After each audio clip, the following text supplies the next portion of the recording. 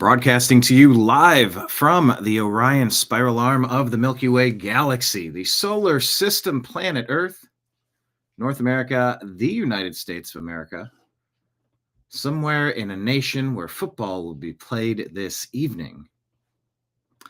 My name is Brian Engelman, and today is Thursday, December 4th, 2025, and you have found us on the TNAM Daily Show. TNAM, what does that stand for? The New American Media, because the old American media has failed you. How was that? How smooth was that?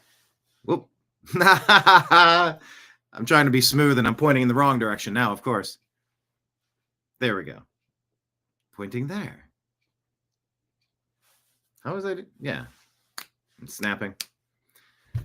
Yeah. That's the beauty of producing and engineering and hosting and streaming and troubleshooting and chatting and hosting the program that you see here. The TNAM Daily Show, the New American Media, because the old American media has failed you, of course. We are the TNAM Trash Pandas, a bunch of raccoons rifling through the rubbish, trying to separate fake news from fact. We know certain things, we're trying to tap into the raw energy of reacting to videos in real time, trying to tap into that energy with honesty, with passion, with discernment, with humility, with open-mindedness, with questioning, with wonder, with the love and respect of all of humanity,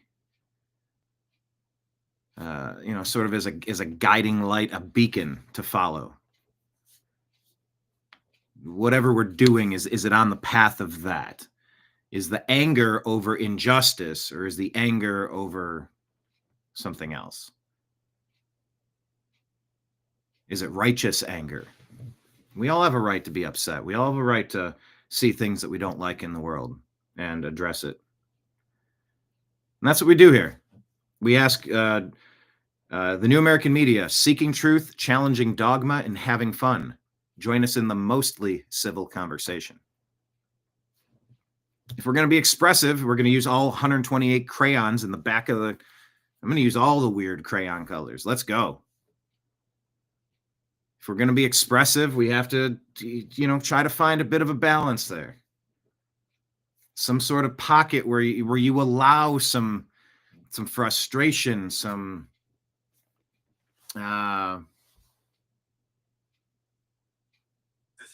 Oh, okay.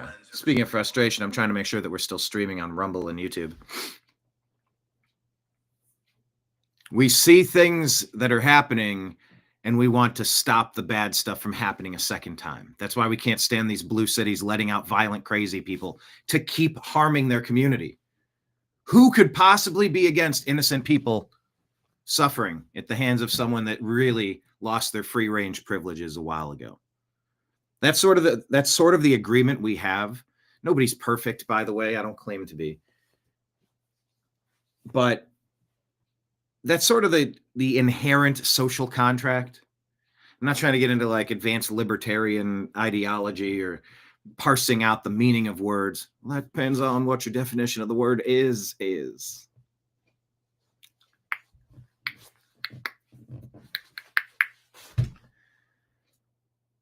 In a lot of ways, Shooter McGavin is a lot like Bill Clinton. Hey, Slick Willie here. I did not have sexual relations with that woman. There might be a lot more about Bill Clinton coming out real soon. Real soon. A little bit of Matthew McConaughey. All right. Speaking of high school girls, wow, that joke wrote itself. Thank you all for being here. Please hit like, please hit subscribe.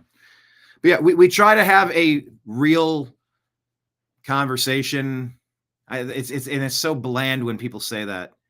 I can't stand when people say, let's have a conversation. It irks me. So I don't want to say that. We try to be as honest of an interpretation vessel as possible. We're trying to honestly interpret. with no false motivations. There you go. That's the key. I want to have a conversation. Shut up. No. Put that. I can't stand that phrase. I apologize. I like art.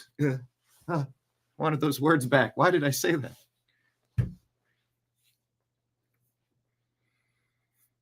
What I try to provide on the TNAM Daily Show is an honest interpretation of what I'm seeing.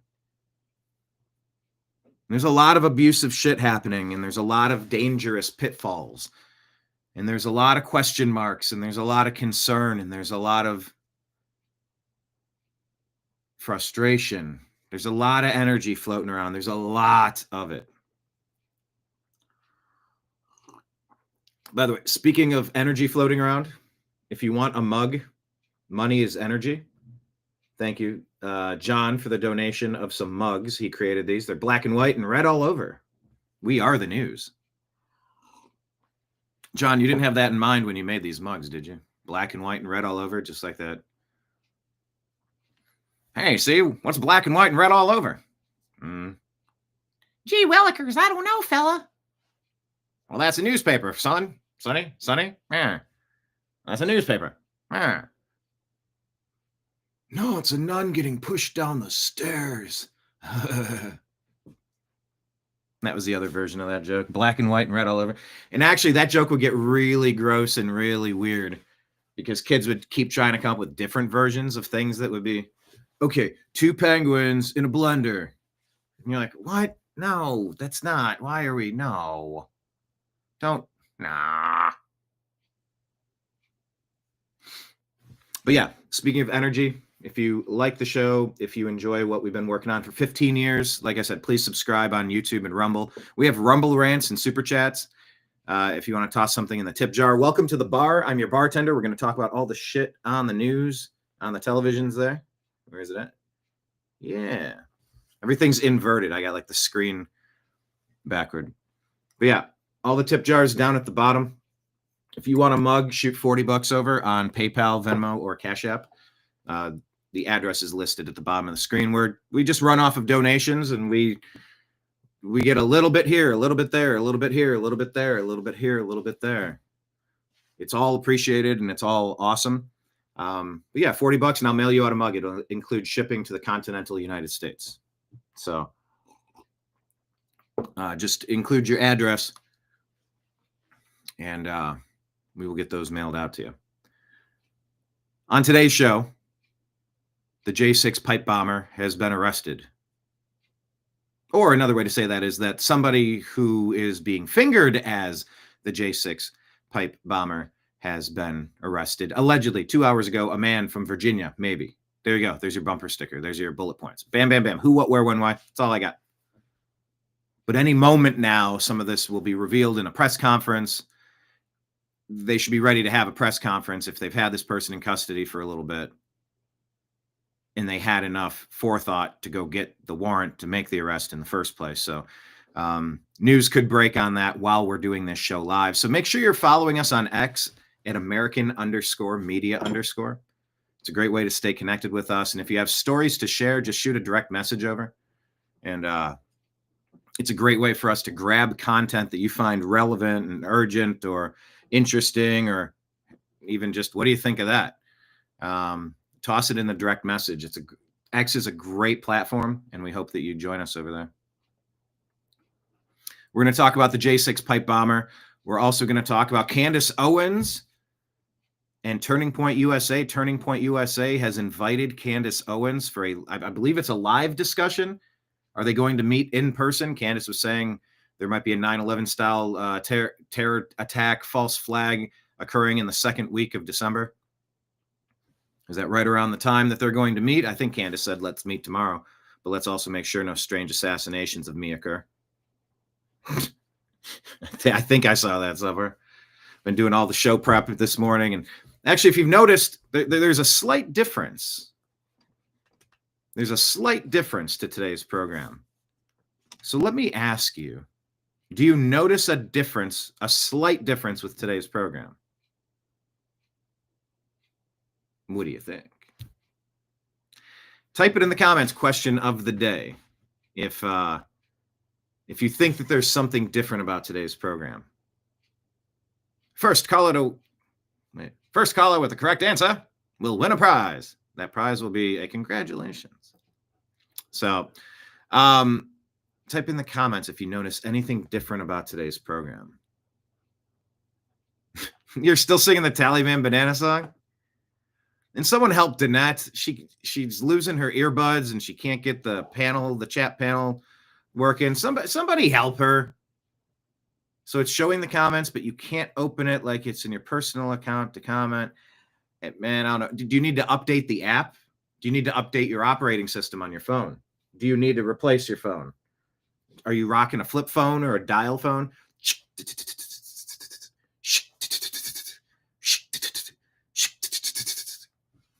God, I haven't heard that noise in a while.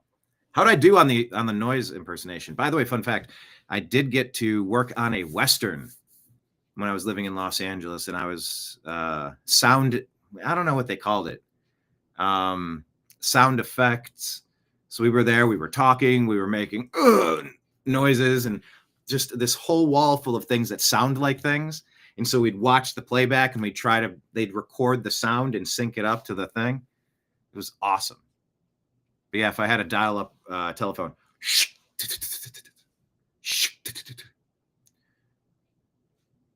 now that sounds like that Beatles song. Come together. Someone said you can't hum too many Beatles words in a row, or else they'll actually flag you for it.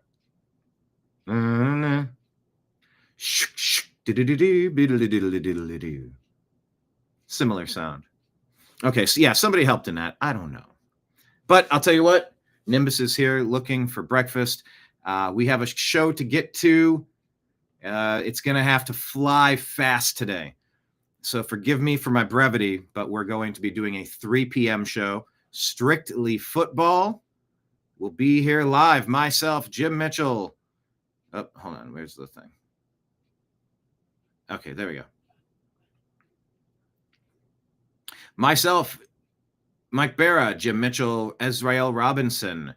We're going to talk about what we learned last week in the NFL, a little bit about college football, and of course, a discussion about what to make for this week in football. That's Strictly Football today, 3 p.m. Eastern, coming up today. So without further delay, let's get the party started.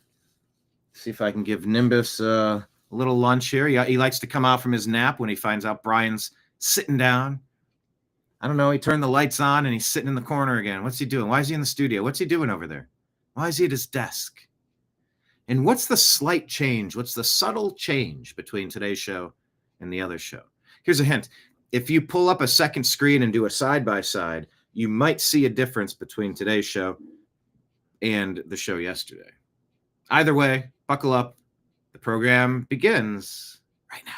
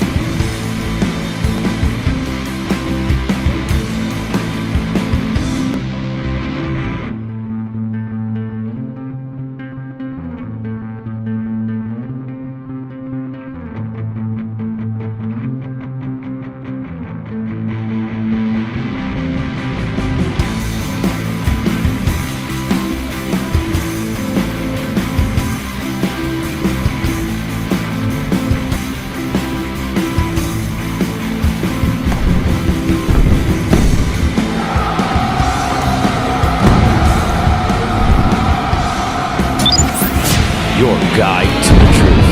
TheNewAmericanMedia.com.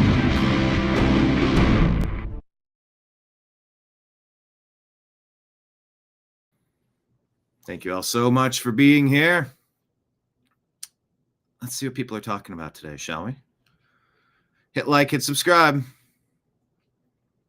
Let's go side by side. Let's pull up our Instagram. Make sure you're following the New American Media on Instagram. Here's one. Do you agree or disagree? I don't care. Deport them all. question of the day, type it in the comments. This is meant to get your conversation going. Tell us the yes or no, the agree or disagree, and tell us why in the comments. I don't care. Deport them all. Does that sum up how you feel? Agree or disagree?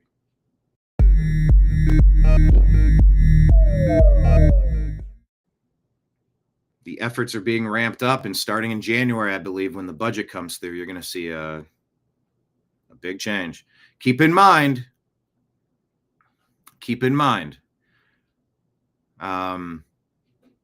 everybody who's in this country illegally has been notified.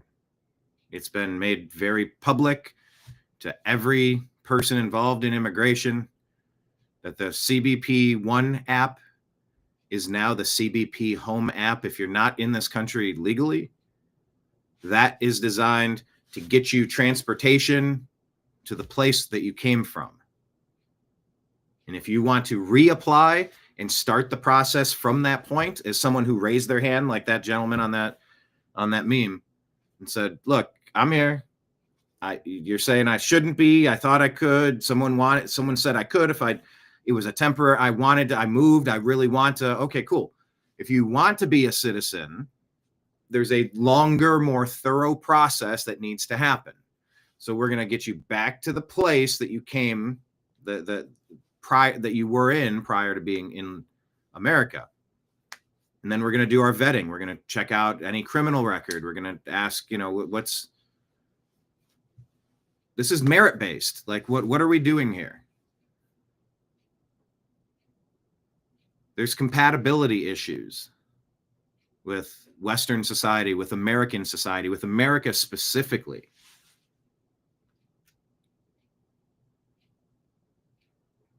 And if that's not at the first and foremost, if that's not prioritized right at the top of the things that are happening in our immigration process, then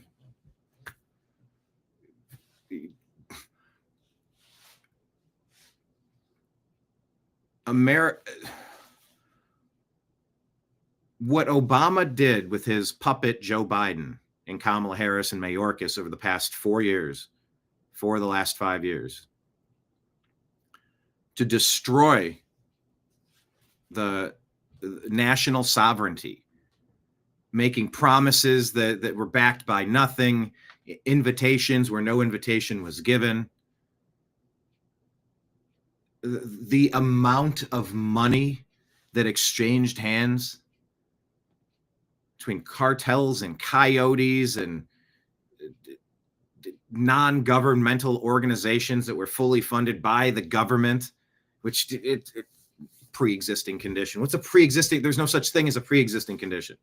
I'm always going to exist in whatever version I am today, and where I am today is a human being. There's no pre-existing condition. There's the condition of being a human being speaking to you right now. The terminology. Oh no, they're undocumented immigrants. They're illegal alien invaders. You know, the ones who are not illegal alien invaders, the ones that raise their hand, they say, look, I walked into the nightclub. Somebody propped the door open. They said, hey, come on in. Everything's good. I know the promoter. He just wants me to bring people in. You go, all right. You go in. And guess what? People were paying cover at the door. $20 a head, $40 a head, and there's food being served, drinks that are paid for by somebody else. And you notice, you look around, there's a lot of people going up and taking food and taking drinks and at your party that you don't recognize, and they don't have the green wristband. You say, hold on a second here. Hold on. You get the DJ to turn the music off and you pop the house lights on. You go, look, everybody, I don't know what happened before I got here. I don't know what happened an hour ago. I'm not sure how we ended up in this spot, but here's the deal. There are people here that are supposed to be here, and there's people that have walked in other doors. That's not the process. Yeah, well, the other guy told me. Well, when she said it was.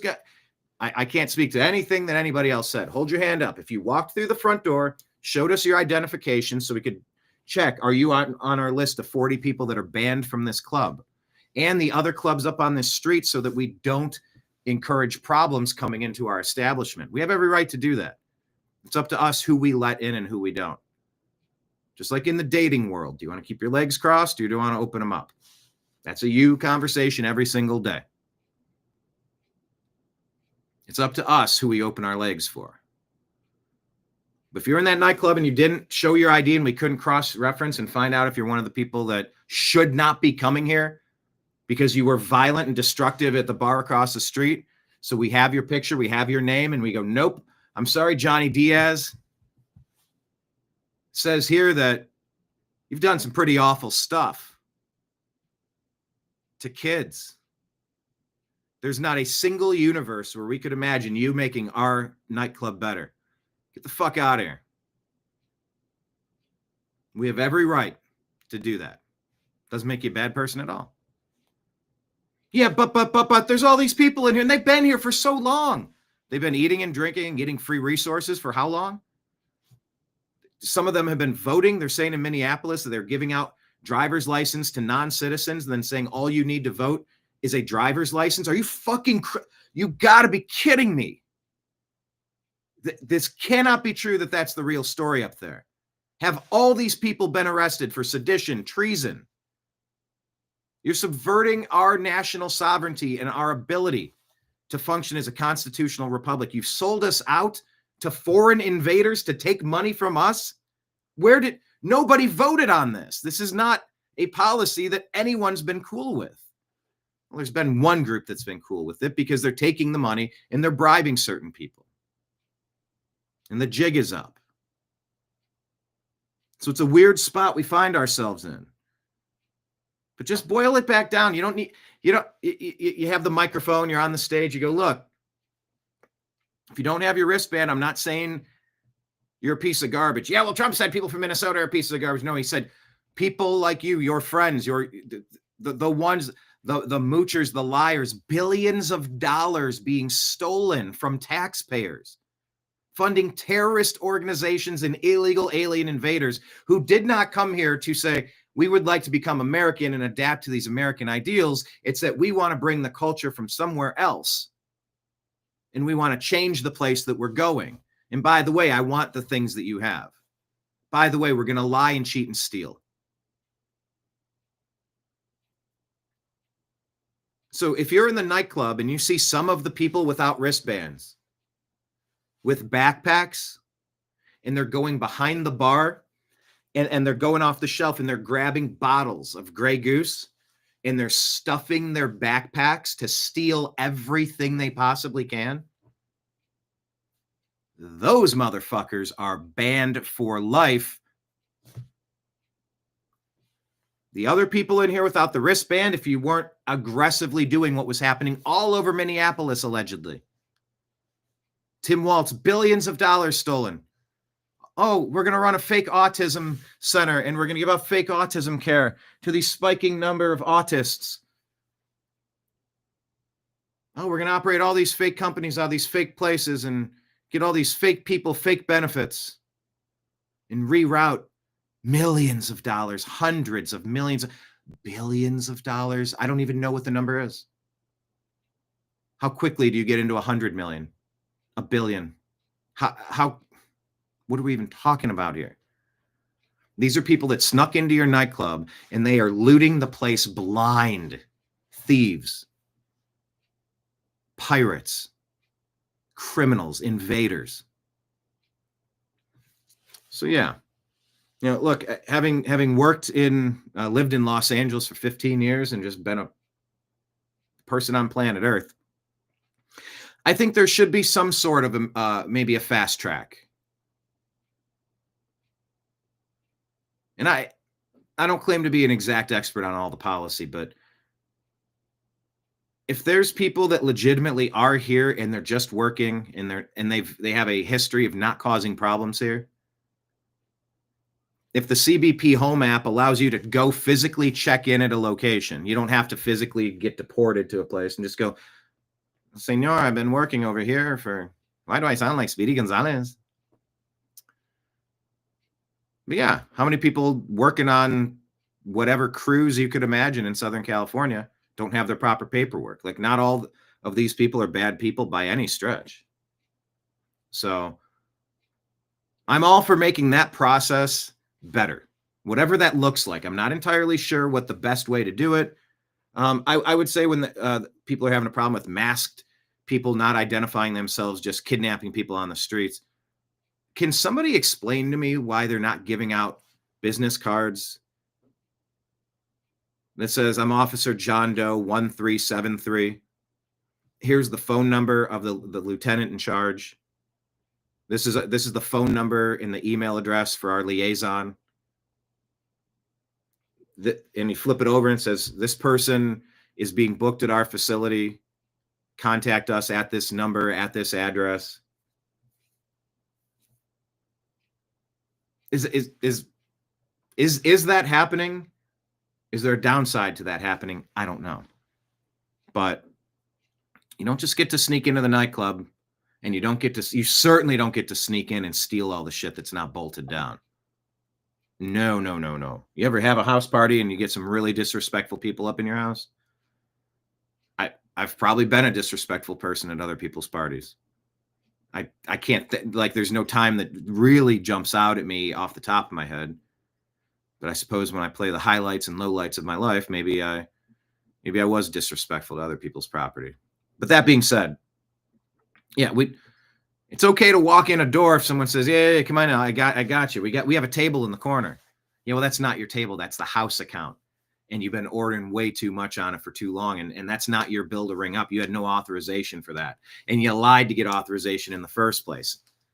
So no, we're hitting Control-Alt-Delete. We're resetting the whole system. That I'm in favor of. Anyway, let's talk about this story. Turning Point issues a response to nearly 3 months of relentless monetized content from Candace Owens, in which she has repeatedly promoted viral theories, accusing everyone from random Utah Mormons, plumbing companies, and the alleged secret bee societies to Israel, Egypt, France, and Utah police, President Trump, and Turning Point USA itself of being complicit in a supposed plot to assassinate Charlie Kirk. So here we go. Here's the response from Turning Point. Use this segment at the top of this hour to say something important, something very important. For the past 2.5 months, there is a topic that has flooded our freedom inbox. It has been nonstop on social media, but which we have almost totally avoided on this show. You probably already know what I'm talking about, which shows just how ubiquitous it has been. Ever since Charlie's murder, Candace Owens has leveled a flood of allegations against people at Turning Point USA, people at Turning Point Action, and people who work for this show. She has made them against some of Charlie's closest friends and against some of his most dedicated employees. She has suggested that Michael McCoy, Charlie's chief of staff, knew Charlie would be murdered, was happy that he died, and stayed silent because he was told he would be the next Charlie. She has suggested Michael is not his real name. It is. I have seen his birth certificate myself. She has called it suspicious that Mikey's wife, who works at Turning Point, helped plan the campus tour event where Charlie was murdered, which she didn't, by the way. She doesn't work on campus events. Candace has suggested the Utah Valley University event was unusual and its details suggested a, quote, inside job. She has claimed that foreign aircraft have followed Erica Kirk around the country and that Turning Point has lied about this happening. She has accused us of lying about Charlie wanting Erica to take over for him if he died. She has suggested Charlie's security team intentionally denied him first aid after the shooting to ensure that he died. She has raised suspicions about the head of our technical team because he took an SD card out of a camera. She has spread absurd claims that Tyler Boyer, who we just had on the show, sexually abuses male interns. She has suggested that TPUSA faith-affiliated pastors, like theologian Frank Turek, who we'll have on in a moment, and Pastor Rob McCoy, are part of a military, quote, infiltration of Turning Point, either because they are veterans or because they have family members who are. Even if not everyone has been named specifically, though, Candace has effectively tarred everyone here with complicity in Charlie's death by repeatedly saying he was, quote, betrayed by, quote, everyone. She has said Charlie's murder, quote, had to be approved by Charlie's friends, and then suggested those friends might have her murdered too for, quote, knowing the truth. She has made claims of financial impropriety and fraud at Turning Point, adding up into the millions of dollars, which, again, is not true. Charlie made sure the organization was audited by a third party every year. He personally reviewed and he signed off on every expense report, and literally every single bill paid by the organization, down to a single United States dollar. We have never missed a 990 deadline. Candace has made other stranger allegations involving French paratroopers in maroon shirts, Egyptian Air Force planes flying out of Provo, Utah, and potential underground assassins traveling through unseen tunnels. At one point in early November, she started wildly throwing suspicion on members of Utah Valley's soccer team for wearing hoodies. I could go on. There is always something new coming up, and none of it ever pans out because from the start, there has been nothing there. The attacks and allegations from Candace are either lies or they are innuendos thrown around with a total, reckless disregard for the truth, so that Candace can manipulate and string along an audience of people who don't realize they are being played. Instead of being able to grieve properly after one of the most heinous murders in American history, a murder many of us had to witness, my friends have had to endure harassment from people who have gotten whipped up by what Candace is saying. In fact, I would say we have suffered more harassment from these people than we have from Antifa supporters who overtly celebrate Charlie's murder. And just like a lot of those Antifa members, many of these people take this delight in how gross and unpleasant they can be. What our friends have had to endure is not funny, and it's not insignificant. It is evil. I have seen it. For months, we have received hundreds, thousands, I suspect, emails and calls asking us to respond.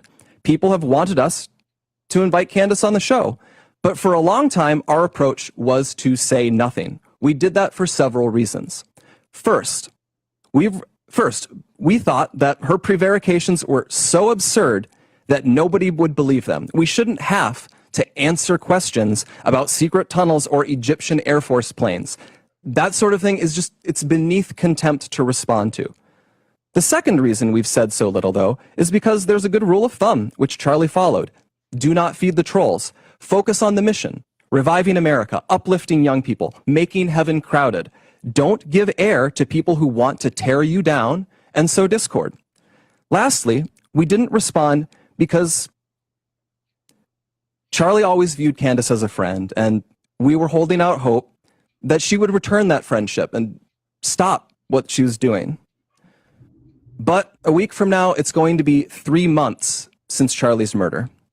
Candace has not changed her behavior.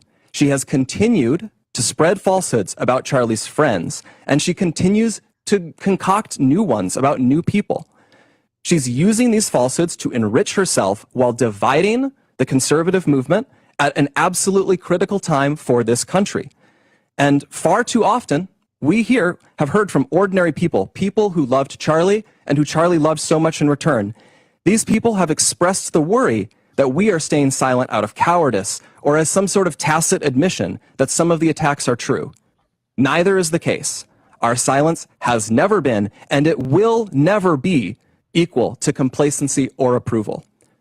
Still, we decided Charlie would not allow this to go on. Charlie was not a coward.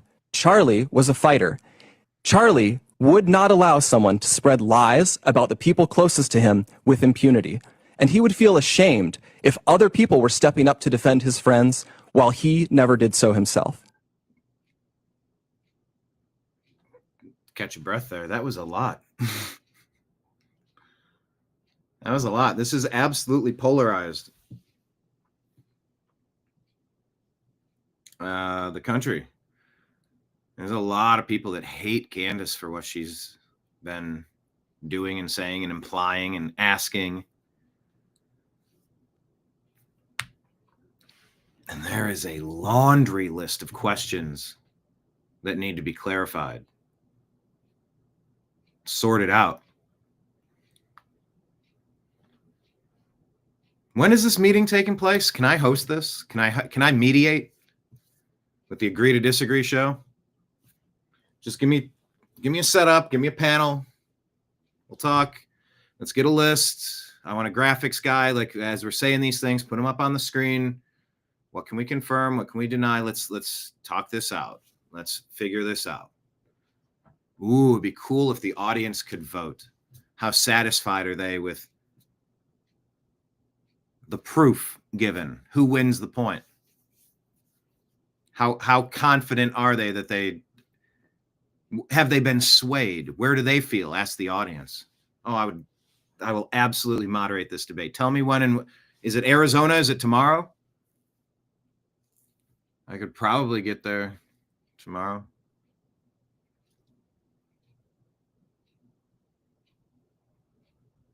There are so many unanswered questions and rumors, things that you've heard. As he listed off that laundry list of stuff, I'm like, did I hear that from Candace? Did I hear that from someone else?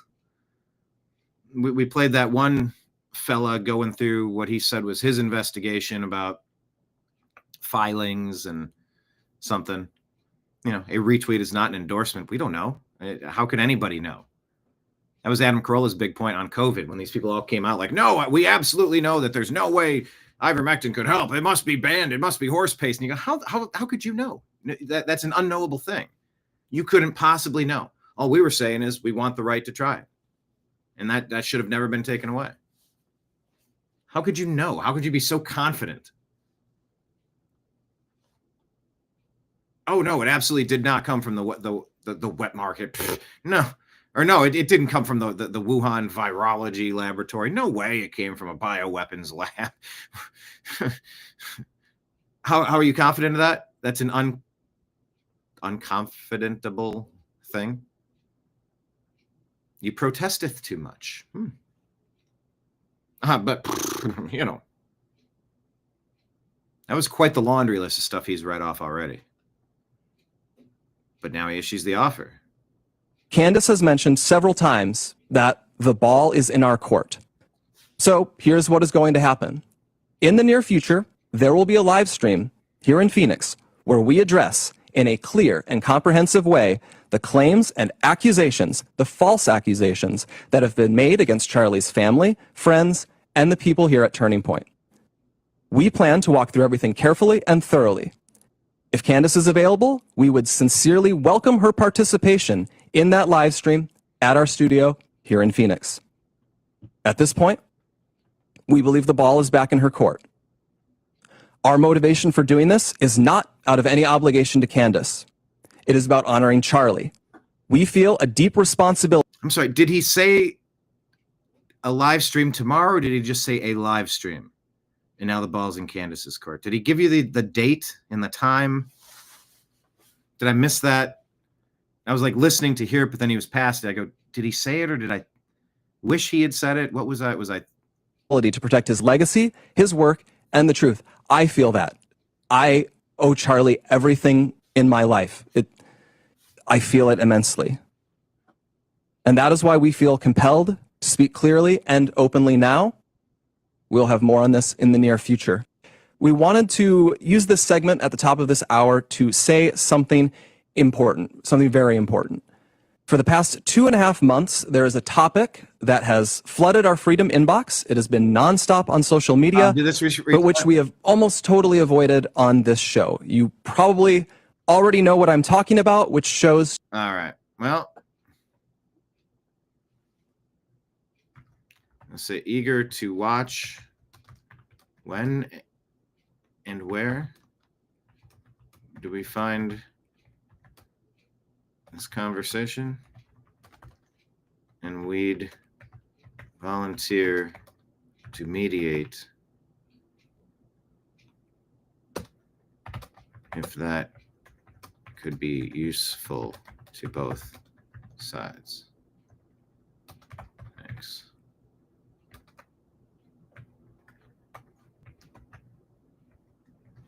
Okay.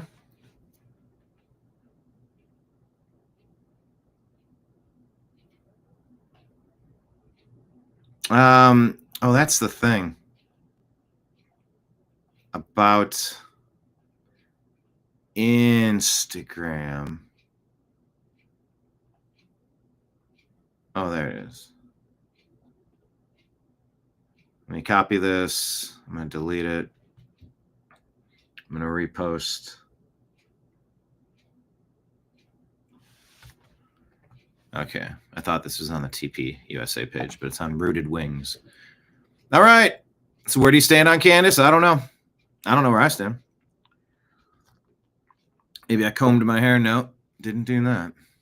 Didn't do that. If you can tell the difference between today's show and yesterday's show, you win a prize. Oh, this was awesome. Bro. A New York City subway rider stands up to a man who's harassing passengers on the train. This is the energy we need. This is an American conversation right here. Taking care of business. He's not worried about you. He's smiling, living his life. You want to bother him. Pick on somebody that's like that, nigga. I'm like that. The fuck? Ask me why I'm smiling at you, nigga. Ha, I'm smiling at you. Ask me that, nigga. The fuck? You want to ask somebody that's not doing shit, minding his business? Ask me. I'm like that. No, you threaten him, nigga. I seen that. I'm like that. Ask me. Ask me why I'm smiling at you like that. Ask me why I'm smiling at you like that. Oh, all right. You pussy. You pick and choose your battles. He was minding his business, not even paying you no fucking mind. You's a bitch. He's the guy with the camera has called out a predator, a bully, a real piece of work.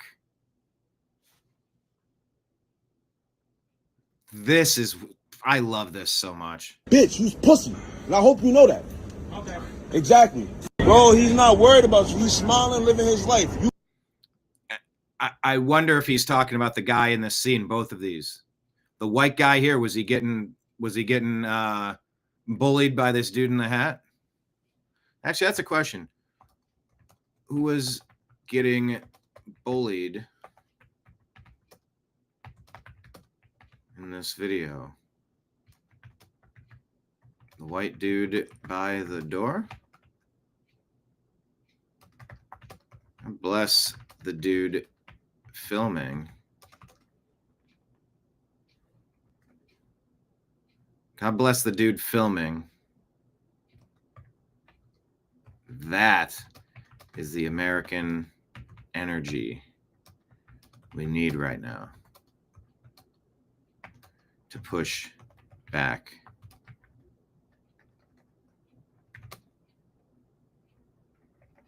To push back on the bullies.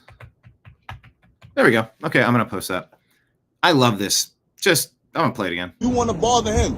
Pick on somebody that's like that, nigga. I'm like that. The fuck? Ask me why I'm smiling at you, nigga. Ha, I'm smiling at you. Ask me that, nigga.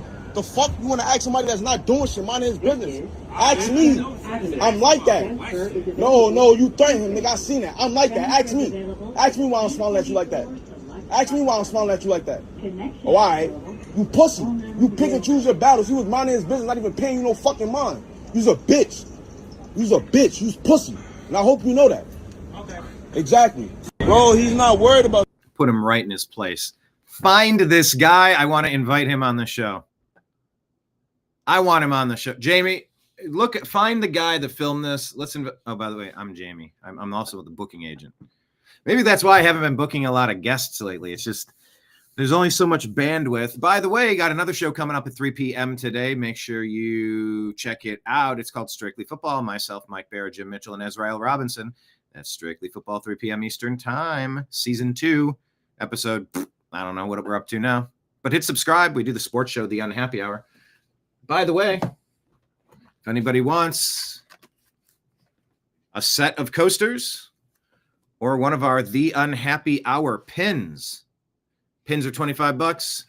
A set of 4 wooden etched, laser engraved coasters is $30, shipping included, 2 for $50.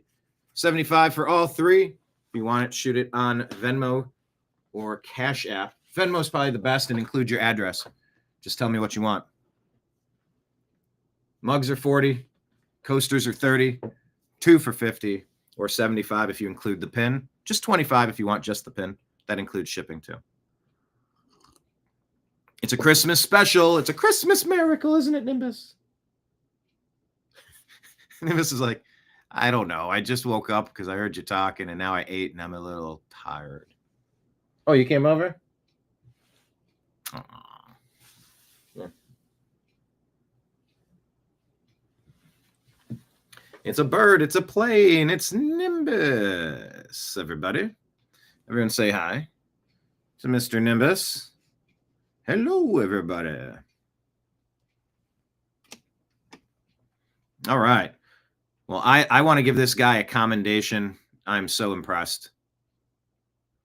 We don't like bullies, do we, Nimbus? Nope. Good for him. I love this video so much. It's my video of the day. From Town Hall, Jake Tapper asks a question. Take a listen to Ilhan Omar. Can you shed any light on why the fraud got so out of control in Minnesota? I think what happened is that, you know, when you have these kind of new programs that are designed to help people, you're oftentimes relying on third parties to be able to facilitate. And I just think that a lot of the COVID programs that were set up, they were set up so quickly that a lot of the guardrails did not get created. Can you shed any light? Ah, how convenient. Yeah. How convenient an excuse. Also, we don't buy a second of it. And it's Ilhan Omar, people. The investigation into Minnesota continues. For months. Now here's Candace reacting to what Turning Point USA had to say. We have received hundreds, thousands, I suspect, emails and calls asking us to respond. Yeah. People have wanted us to invite Candace on the show. But for a long time, our approach was to say nothing. We did that for several reasons. First, we thought that her prevarications were so absurd that nobody would believe them. We shouldn't have to answer questions about secret tunnels or Egyptian Air Force planes. That sort of thing is just, it's beneath contempt to respond to. The second reason we've said so little, though, is because there's a good rule of thumb, which Charlie followed. Do not feed the trolls. Focus on the mission. Reviving America, uplifting young people, making heaven crowded. Don't give air to people who want to tear you down and sow discord. Lastly, we didn't respond because Charlie always viewed Candace as a friend, and we were holding out hope that she would return that friendship and stop what she was doing. Okay, so the first thing he says there is we didn't respond because it's beneath us. That's just not the right attitude. That is an elitist attitude. It is beneath us to respond to the very people who showed up in scores because they were so moved by Charlie's assassination that they all poured into the Staples Center and poured their tears out and made videos and donated. It is beneath us to not to then respond to questions that you have that are meaningful, because we just think it's so stupid that you would suggest that the feds are involved in an assassination. That's never happened in American history. What? That's a ridiculous thing. The second thing he says there is Charlie always said, don't feed the trolls. That flies into the face of what he says thereafter, where he says Candace and Charlie were friends. So I'm not a troll. I'm not trolling. I'm not someone who's hated Turning Point and wanted Turning Point to fail. I'm actually the exact opposite of that. And by the way, the whole don't feed the trolls, you wouldn't give airplay to somebody with their leftist opinions if you consider a conversation to be feeding the trolls. That is a really shitty argument. I would agree on that. Because Charlie's thing is, I want your shitty arguments. Let's go. Feed the trolls. All right. Well, let's talk about the tunnels and the planes and the whatever it is. Let's talk about it. Go. Show me. What are you talking about? Confront it. You know, it's almost like when you try too hard to over explain something, you go, why did you need to go in that kind of detail? Why did you phrase it that way? There were a couple times during this, I don't know. Obviously, he's trying to read this. He's trying to deliver it with the energy and the spirit with which it was written. But yeah, some of what he's saying feels a little theatric, feels a little too well rehearsed. A little sus, maybe. That's why the people believe in me and they trust me, because they feel that I'm the only one that's acting right in this situation. Who wouldn't want to have every stone unturned if they cared about somebody? Who wouldn't want to have every question answered? Who wouldn't be immediately suspicious to see Egyptian military jets? Who wouldn't go, why the hell were these jets around Turning Point way before, years before Charlie's assassination. Who is on these jets? Instead, you're mentioning the Egyptian planes for the fourth time. I would like to recommit everybody that is watching this to figuring out what the hell is going on with these Egyptian planes, because they're nervous about them. They're mentioned so many times. They're just trying to give the vibe that this is so crazy. Ah, okay. All right. Good on I don't watch Candace's show very much. I'm following this drama because I completely agree. Well, I want every stone turned over, then turn it over again. See what ducked and avoided the first and then got too comfortable, and then lift the other side of the stone, flip it back. I felt like there was a little over explanation there too. Now that's not proof of anything, but it's a piece of where I'm compiling my gutometer, my gutometer. What is my gut telling me? And by the way, the change to today's show has really made Mr. Nimbus happy. He is thrilled with the change on today's show. If you can tell the difference, Nimbus loves the change. Yeah, you see him? Where's he at? Oh, he's just a little. Here.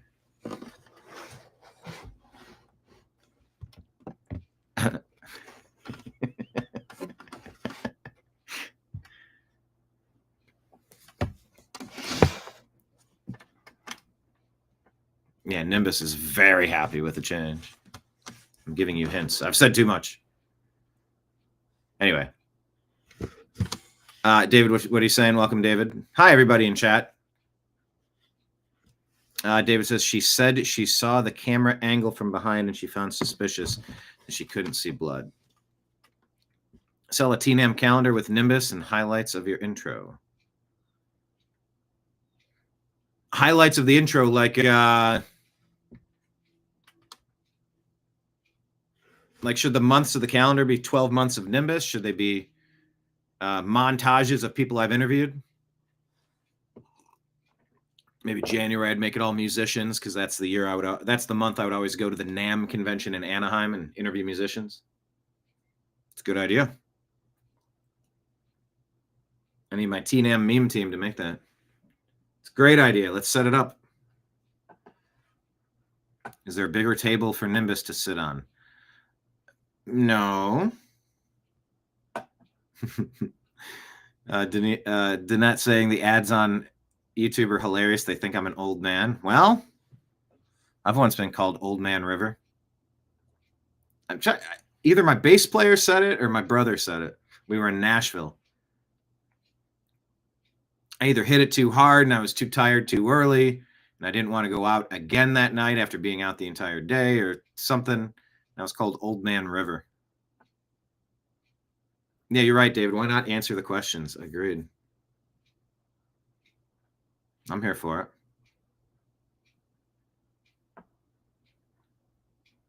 Yeah, I mean, we have been strange places. We could show footage of J6, footage of Jimmy Dore spitting in Alex Jones' face.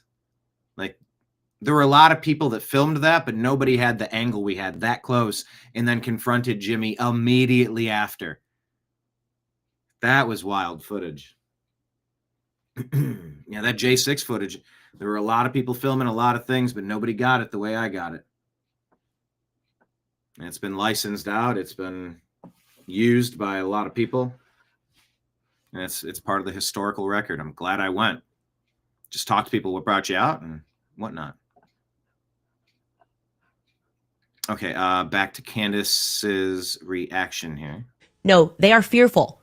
The Egyptian planes hold the key, that is obvious even in Blake Neff's statement. I am not a troll. People followed what felt to them as authenticity. It was not you. They were not getting that from Charlie's closest friends. Why is that? They weren't getting that from Charlie's most loved pastors. Why is that? Don't blame me for the bad energy that you exuded. Don't blame me for the fact that you didn't pass the gut check with the public. That's why you're doing this. That is why you are doing this, because your strategy failed. In fact, this is your old school turning point before they put on the faith pants. This is your old school turning point lesson in what the free markets are. The free market saw what you were offering, or they saw what I was offering. You were offering we should accept this and move on. I was saying we need to investigate this. And the free markets said no to Turning Point USA. Let him take this away in terms of what he thought, I guess, was the best way to be a friend to Charlie Kirk. What did he think was the best way for them to show that they were friends with Charlie Kirk? Keep going, Blake. A week from now, it's going to be 3 months since Charlie's murder. Candace has not changed her behavior. She has continued to spread falsehoods about Charlie's friends. She continues to concoct new ones about new people.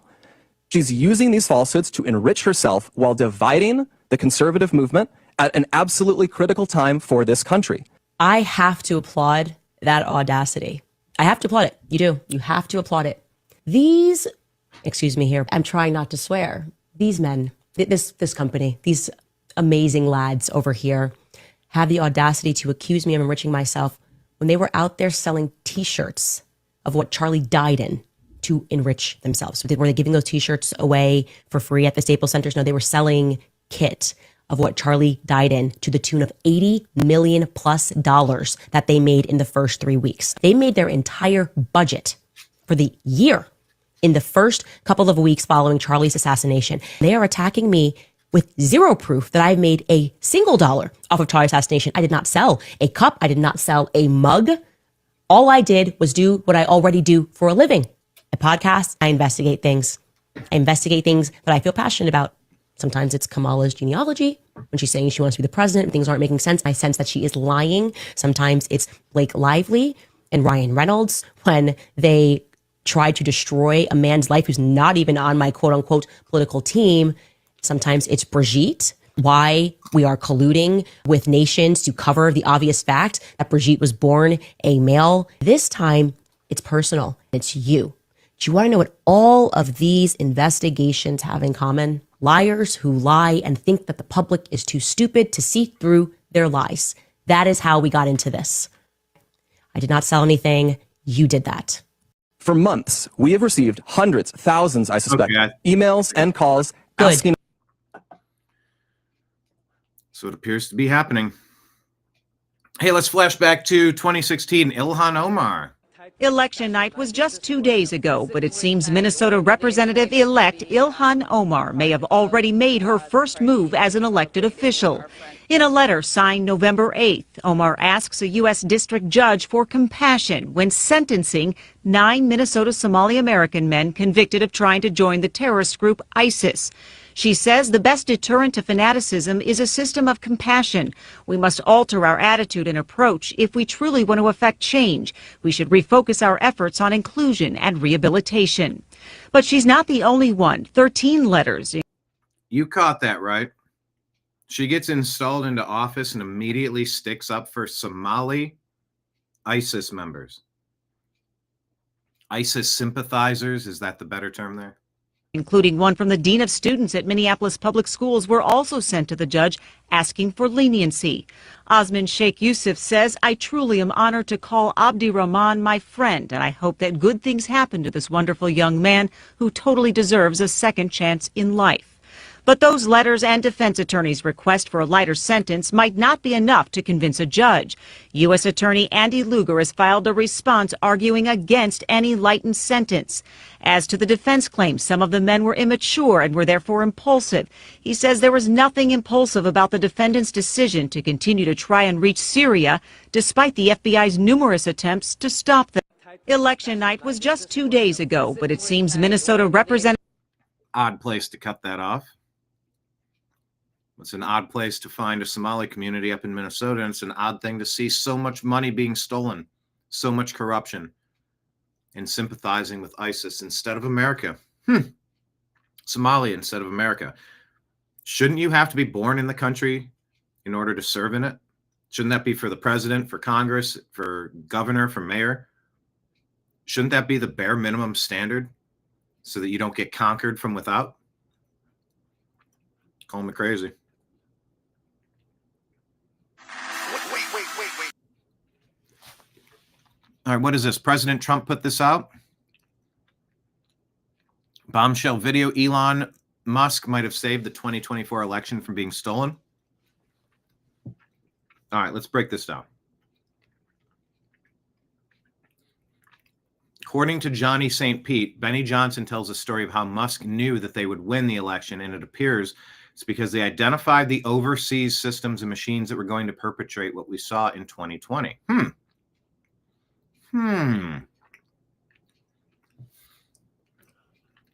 Okay.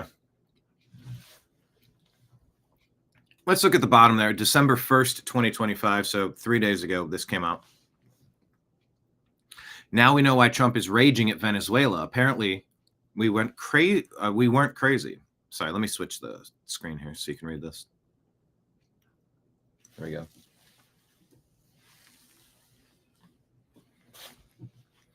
Now we know why Trump is raging at Venezuela. Apparently, we weren't crazy. Musk tracked down the IP addresses of the Dominion office in Serbia and rendered their computers useless days before the election.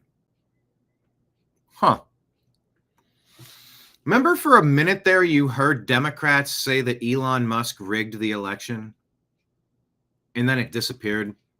It was a talking point. It was a trial balloon talking point. I remember that floated out there for a minute. A couple of voices were like, yeah, Elon Musk rigged the election. You go, what? You heard it a couple times, and then nobody was saying it. It didn't work. It didn't resonate. It didn't make sense. Is that what they were talking about? Did they find out that Elon stopped them from cheating? So a few people tried to float it out there that Elon stopping the cheating was the cheating. That is so right out of the Democrat playbook. Piss on your leg and tell you it's raining. You know, when you point fingers at someone, you have three pointing back at yourself. I've told you that was the name of a song that our band recorded. Three pointing back.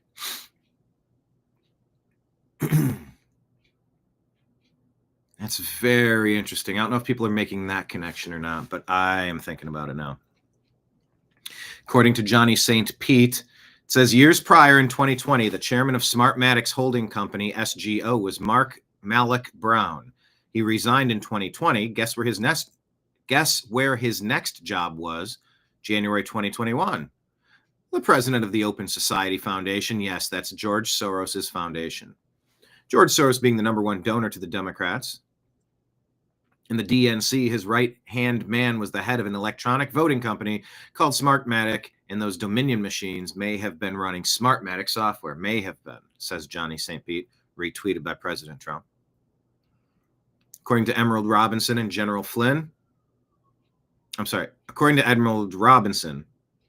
Flynn flew out to meet with the Venezuela whistleblowers. Anyone else think it's odd that the Democrats are worried so relentlessly about Venezuela? Were they and the globalists running operations out of there? Huh. All right. I'm listening. Not familiar with it. Not familiar with the source. Frank Graves. I don't follow. Okay. Well, that's according to Johnny St. Pete. I'm interested what we learn on that front. President Trump shared this and says, for years, the Biden administration weaponized the justice system against their political opponents and anyone who disagreed with them.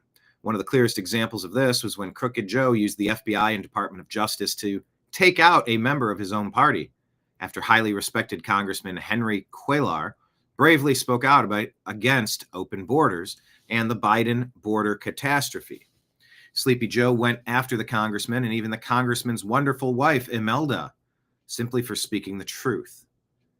It is un-American, and as I previously stated, the radical left Democrats are a complete and total threat to democracy. They will attack, rob, lie, cheat, destroy, and decimate anyone who dares to oppose their far left agenda, an agenda that, if left unchecked, will obliterate our magnificent country.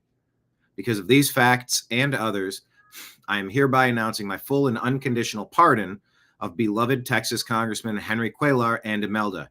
Henry, I don't know you, but you can sleep well tonight. Your nightmare's finally over. No comments yet. That's interesting.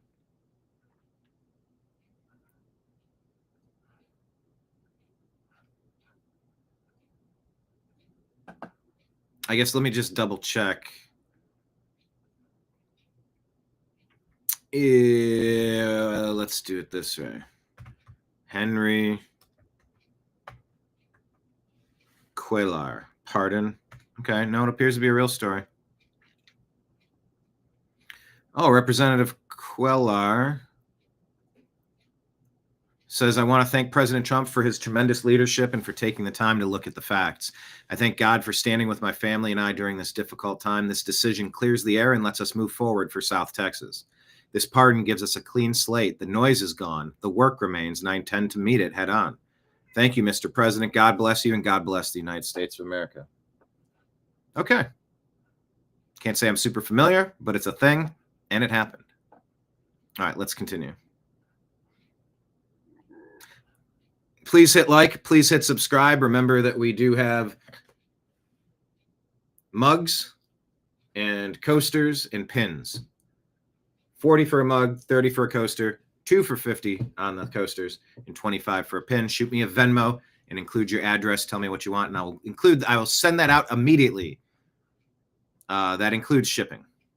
Only on Venmo. I think what I'm going to do is open up a Shopify account. I got to check the monthly charges, and I think you can start it for a month or two for free. But I want to put all of our merch on there so people can find it. But if you're interested, you let me know. Okay, let's go back to the IG. It's about Tim Walz. And I'm not familiar with this girl, but she does a good job summing it up. Conspiracy theories, like 25-0 at this point. Yesterday, the Minnesota Director of Elections testified that illegal immigrants can absolutely vote in the state of Minnesota as long as they have a driver's license. Before someone says, oh, well, illegal immigrants can't get driver's licenses because they need to be citizens. Wrong again. 2023, Tim Walz signed a bill expanding access to driver's licenses to anyone regardless of immigration status. This includes the 81,000 undocumented immigrants in Minnesota. So they confirmed during the House Fraud Committee hearing that illegal immigrants can vote under current laws in Minnesota, which obviously raises massive concerns about election integrity. Not to mention, Minnesota's voter registration does not require proof of citizenship at all. If this is not a concern for you, then you are anti-American. You are anti-America. It should matter to you that only citizens vote in our elections, because elections decide how our country is run. And if someone comes here from a different country, barely speaking English, doesn't really know our laws, doesn't really know our system, doesn't really know our constitution, doesn't know how our politics work, and they can still vote in our elections, that is taking away the rights of citizens to know that they have fair and free elections. It doesn't matter if you are on the left or on the right. This should be a problem for everyone. Minnesota admitting this should bother everyone, no matter what side you're on. No matter how hard you want to fight for illegal or legal immigrants, it doesn't matter because that's not the issue at hand. At this point, we are living in a society of America where pretty much everyone thinks they have the right to be an American and vote in our elections and decide which direction this country goes in. When you give anyone and everyone that right, people from other countries that aren't even citizens of our country, that's when we fall apart. It's like if any other country allowed all of us to vote for their elections. How is that fair to the people of that country? It's not, and this is a problem. Where are we at for conspiracy theories? Like 25-0 at this point? Yesterday, the Minnesota Director of Elections testified that illegal immigrants can absolutely vote in the state of Minnesota as long as they... Thanks, Nimbus. I cannot believe what's happening in Minnesota. Where are the charges? Like we say all the time, where are the charges? How are people getting away with this? Hey, buddy. Thanks for the grooming. I'll just take a headbutt, though. He's purring over here. All right, let's keep it flying here.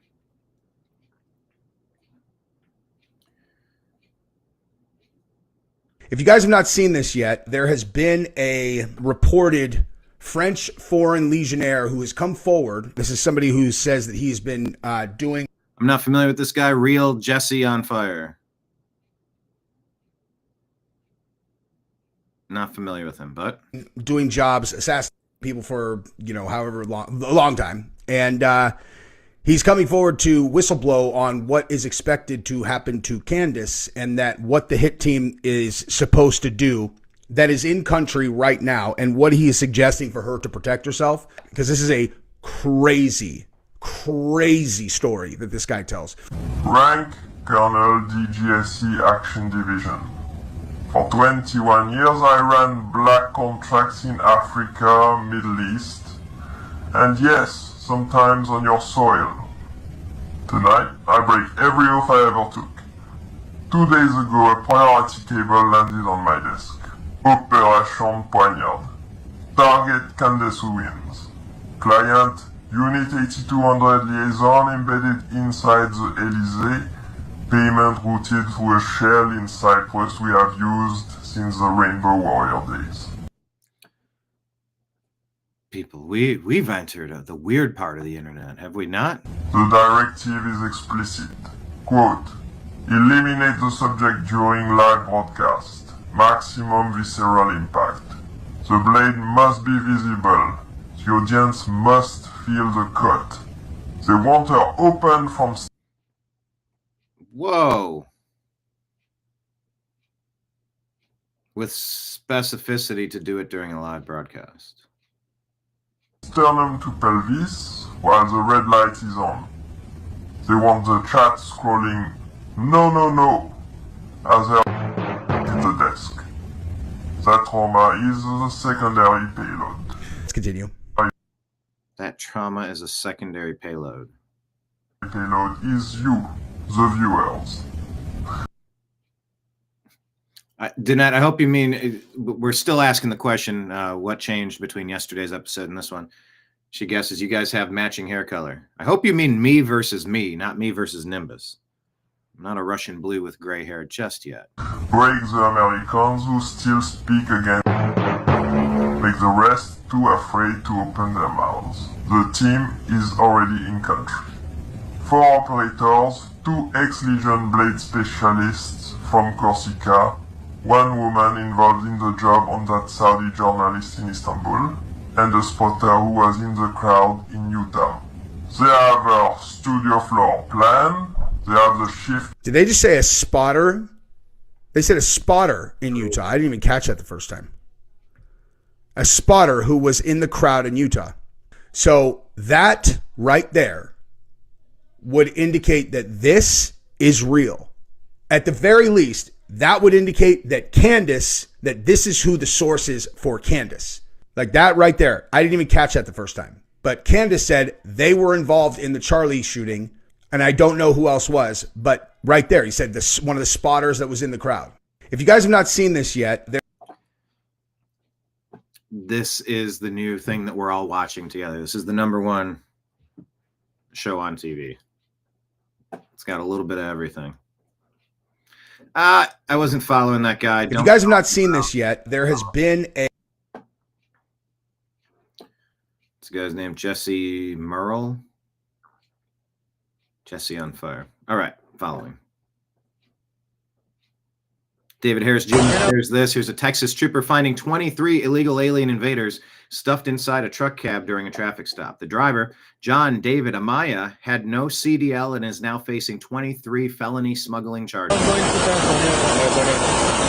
to go pick something up? Yeah. Like a load? Yeah. You're a truck driver, like for what company? It's a private company. Private one? What are they called? You like a load? Yeah, that's a okay.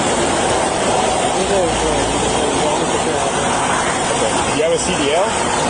I do, but like I said, I don't have a picture of it on me. Not right now. Okay. Right now you're alone. You're alone right now, right? Yeah, I'm alone. Okay.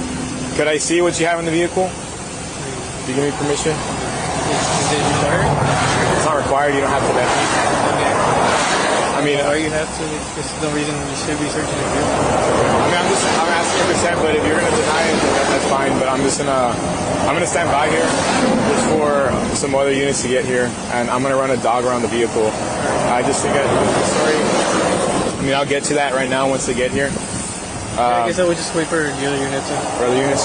That's fine. I don't want you to feel like you have to do it. That's why I'm asking you for your consent. But I understand that you're not going to do it. There's no reason to. Okay. I understand that. But if you can, just wait right here. I'm just going to stand by for them, okay? But there's no reason for you to look in my truck. Turns out there's 23 of them. In terms of the violations, you don't have a CDL and you're operating a motor vehicle. You're not supposed to be driving a commercial motor vehicle. Okay, and who are you calling right now? I'm just curious. I'm calling my lawyer. Your lawyer? Yeah.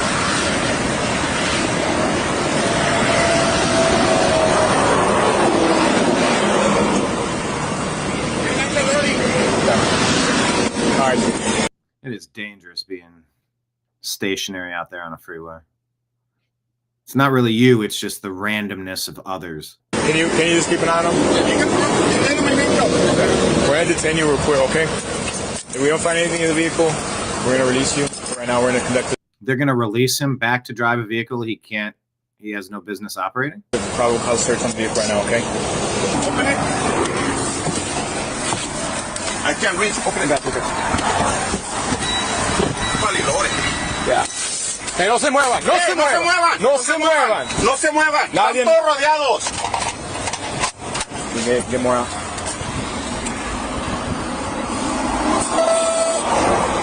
Okay. Mete tus manos en tus cabezas, ¿ok? Ahorita vamos a sacar. I'm very thankful that we're stopping people from getting into the country like this. You want in, walk through the front door, show your ID, pay your cover charge. You're up to this. I don't know who the hell you are, what your intentions are. I got no business. I'm under no guilt trip to let 23 illegal aliens sneak inside of the country for God knows what. Nope.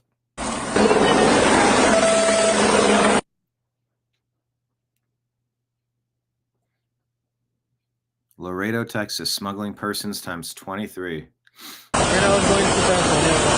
All right. Great job. Thanks for catching them. Here we go. Oh, okay. This answers the question, I guess. Candace Owens says they have been signaling that a 9/11 style attack is coming the second week of December.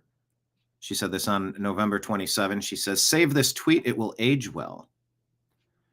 Blake Neff says the live stream we announced on the show Wednesday has been set at 4 p.m. Eastern on Monday, December 15th. Oh, okay. Well, that is the second week of December, isn't it? I mean, one day after the second week of December.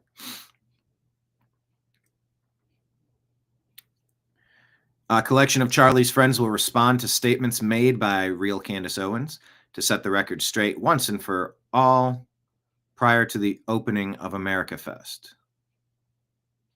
We'll be live streaming from Charlie's Phoenix studio. Our offer from yesterday holds. If Candace wishes to join us in person in Phoenix, she is welcome to do so. She can let us know by the end of the day.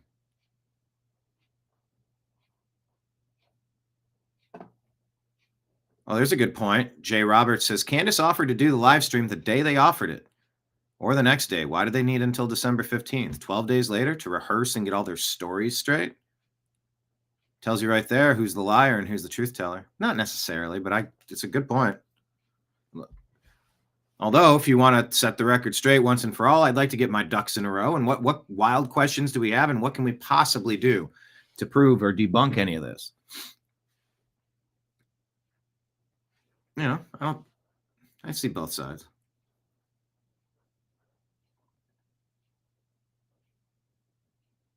Wait, was I muted?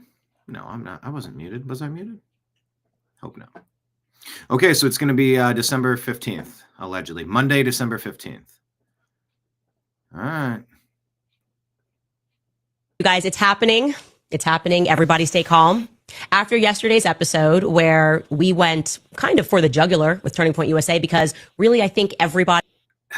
for her to say we went for the jugular, isn't that what Charlie got hit in? The jugular? in the entire world has had enough with the non-response, trying to move on, trying to gaslight us, not answering basic details. So we just went for it. And guess what? Turning Point has moved to formally respond to all the things that we have said. And after a very long diatribe in which they wildly misrepresent the public and global investigation of Charlie Kirk's assassination, they at long last issued a public invitation or a challenge. I'm not sure what it is, but I accept. Okay. quite literally all we have ever asked for were sensible answers to our basic questions about what transpired on September 10th. And it looks like we're going to get those things. So major win. I am excited. Also, later on in the show, what I have for you is The Game, whose rapper is releasing a song that is entitled The Assassination of Candace Owens. And I have more questions. I've got questions. Am I allowed to have questions? What can I say other than we went max? Pause, reflect. I'm proud of everybody. I'm proud of the world. Every single person who was in my inbox giving me tips, the people inside of Turning Point USA who were leaking, the donors that wrote public letters, the donors that didn't write public letters but sent us messages encouraging us to keep going. All right, you guys, it's happening. Some of your comments. Danette says they are baiting her. Maybe. Or she's baiting them. Kenneth said, I'd go for the jugs. Oh, buddy. You good? Hey. What was that? You okay, bud? What's going on? I must just had a, I don't know what that was. Slip or something? He's in one position and kind of, here, no, we don't need a bookmark. He stepped on a whole bunch of buttons. You messed up the joke where Kenneth said I'd go for the jugs. Marion says that's a bad choice of words for her to say. Very bad. Major Win was my drill sergeant. Did you ever watch How I Met Your Mother? They had an inside joke where it's something, and I'll tell you what, that was a major win. They'd look at each other and go, major win. It was like an ongoing gag throughout the show, which is pretty funny. Danette says, what if they try to take her out too on national TV? It would be what they wanted. I mean, come on.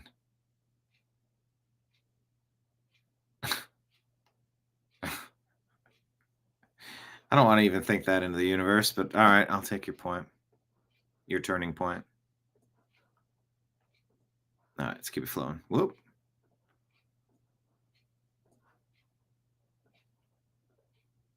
All right, here's Tommy Robinson. It's an old one, but it's a current one. It's a conversation that people are having about what type of society they want to live in. A Christian one where you're allowed to be other things, or an Islamic one where you can only be their thing. There's a difference. If you're saying that the problem is with Islam, are you accepting that you're Islamophobic? Because there are 100 verses in this. Yes or no? Okay. Are you Islamophobic? There's no such word as Islamophobia. Phobia is an irrational fear. It's not irrational to fear these things. Now, I would play this, but there's music. If I hold this... And there's no subtitles. Oh, it's a damn shame. Pierce Morgan is playing very sanctimonious here. This clip was a few years old, I believe.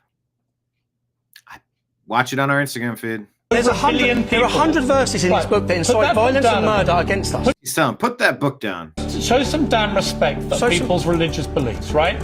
Show some damn respect. Anyway, it's worth watching, but I can't play it for you for music reasons. Okay, here's a woman who claims to have worked with Turning Point. My name is Amanda. I worked for Turning Point USA and Charlie Kirk for 4 years.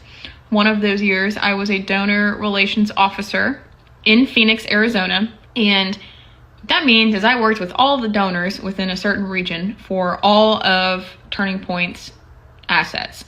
So Turning Point Action, Turning Point Academy, Turning Point USA, Faith, Blexit, podcasting, everything. When I saw Candace Owens' comment this morning, granted, I am not a Candace Owens fan, personally. And that comment, I felt like I had to say something. What I did for Turning Point USA within that department was some of the most... I can't even begin to describe it, because the people that I felt like I was working for were not... They were horrible. I mean, like, it was just some of the worst times ever. And I was working for such an amazing, brilliant idea of an organization, and to see it for what it really was behind the scenes and what makes it Turning Point, which is money. I mean, I'm sorry, but it is. That's how it works in the nonprofit world. It took me so much towards the end not to tell donors to take their money elsewhere. That is the first time I've said that out loud. And I'm so proud of myself for being able to come out of that organization and be who I am today. And I hope that all of my amazing, brilliant friends that I know that are still there are able to find their moment to move on. Gosh, the people that are behind it all are just like the worst of the worst. I don't take things personally. This is not a personal vendetta. I just know there are serious backings to whatever her claim is. I've seen it. I know the disgust and the terrible things that go on. So anyway, my name is Amanda. I worked for Turning Point USA. It is an all-out blitz. It's an all-out blitz. Let's get that list of questions. Get them all answered. Every question answered. That's fair. I think it's very fair. It's absurd to expect people to accept unsatisfactory answers. I was gifted this. I was sitting up on the shelf. I was like, oh, let me bring it down. Just like Kenneth. Kenneth ordered one of these mugs, and he's like, no, I don't drink out of it. It sits on the shelf.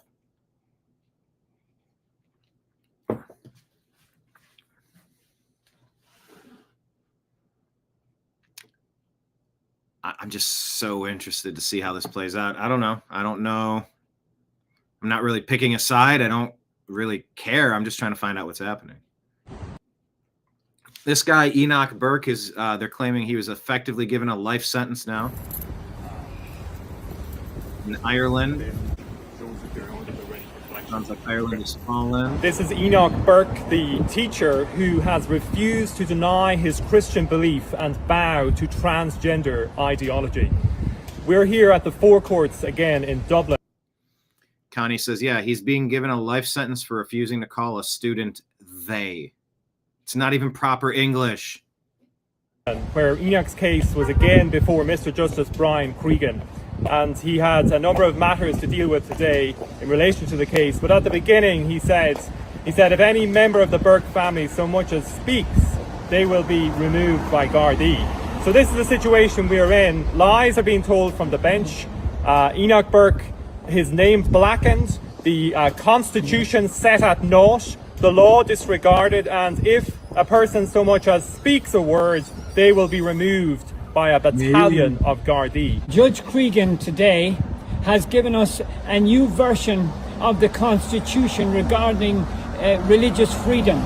He said if Enoch Burke practiced his Christian belief outside the gate, this would never have happened.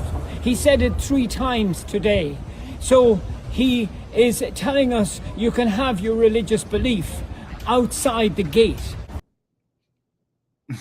But you know, that's not what the Constitution tells us. It tells us that we have a constitutional right to the free practice and profession of our religious belief in our school, in our job, in our shop, wherever we are, not according to this perverted idea and judgment of Judge Cregan. We also had today that the judge said that he's not going to let Enoch out for Christmas or Easter. Now this is really a life sentence for my son by this judge.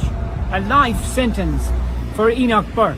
And let us remember this did not begin with Enoch Burke. That's a good question. Where are the churches? Where are the other school teachers? There should be protests. This is why Democrats could never be in power again. Shame on you, Ireland. And I think, according to what I learned from this case a little bit ago, he's not being put in jail for the rest of his life because he wouldn't call a student they. It's that he lost his job, which you can argue that shouldn't have happened. Separate from, you no longer work here and you keep showing up on the grounds. I think they filed restraining orders, and he keeps showing up and he's trespassing. He's causing disturbance. It's like he's like, no, I haven't been fired. I still work here. He's not recognizing them having the authority to fire him for not calling a singular student by a plural name, because that's absurd. 2 + 2 is not 5. So he keeps showing up. I think that's at least my rudimentary understanding of this. It's not just that he keeps getting arrested for something that happened once, or every day he won't lie about reality and call a single person multiple people. My understanding is that it's because he keeps showing up at the school. But still, why did he lose his job? Why did you take his life from him? Why did you take his livelihood? What line in the sand needs to be drawn for people to see that this is a serious problem? It's compelled speech. It's exactly what Jordan Peterson was complaining about up in Canada. It propelled him to notoriety. Nobody wants to be told, you must say this, you must put this inside of you, whether Fauci's saying it or Harvey Weinstein's saying it. That's not how human beings want to live. That's not how free people walk around this earth. We're sovereign over ourselves. If you want to get in our way, you can fuck right off. And you can say, well, he doesn't have a right to work at that school. Why? What did he do that makes him unemployable? Defend your position. Well, it's their right. They can, for whatever reason. No, that's some bullshit. That is some discriminatory bullshit. In fact, that's probably what they would say. They would probably say the reason is because Enoch Burke is being discriminatory toward our students who are suffering from gender dysphoria. And if they think they're more than one people, by golly, you need to acknowledge that person and their invisible friend. That's not helpful to the kid. That's not helpful for reality. That's compelled speech, and it's incorrect. It's false. So he's drawing a line in the sand, trying to get some attention to it, and we're trying to pay attention and share the story. The principal of the school demanded that he call a child by a new name and use the they pronoun. It did not begin with Enoch Burke. He was commanded to deny his Christian belief, to give up his conscience, and agree with transgenderism. And today he's getting a life sentence because the courts have decided to agree with the school and lock him up in prison. Enoch Burke there is just being packed back into the prison van, jailed, after he refused to accept transgenderism. Stay strong, Enoch. Enoch Burke there is just being packed back into the prison van, jailed, after he refused to accept transgenderism. Stay strong, Enoch. And then that's the beginning.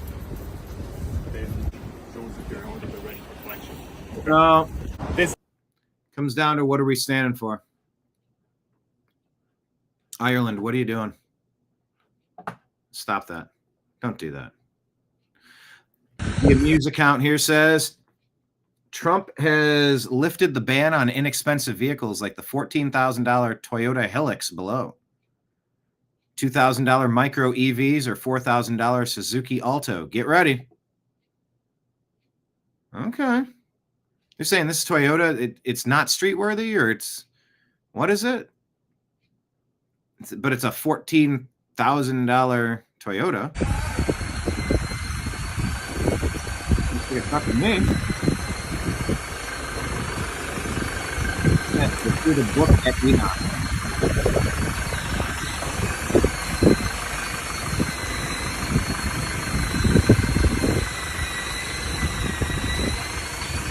Those restrictions have been lifted now on miles per hour.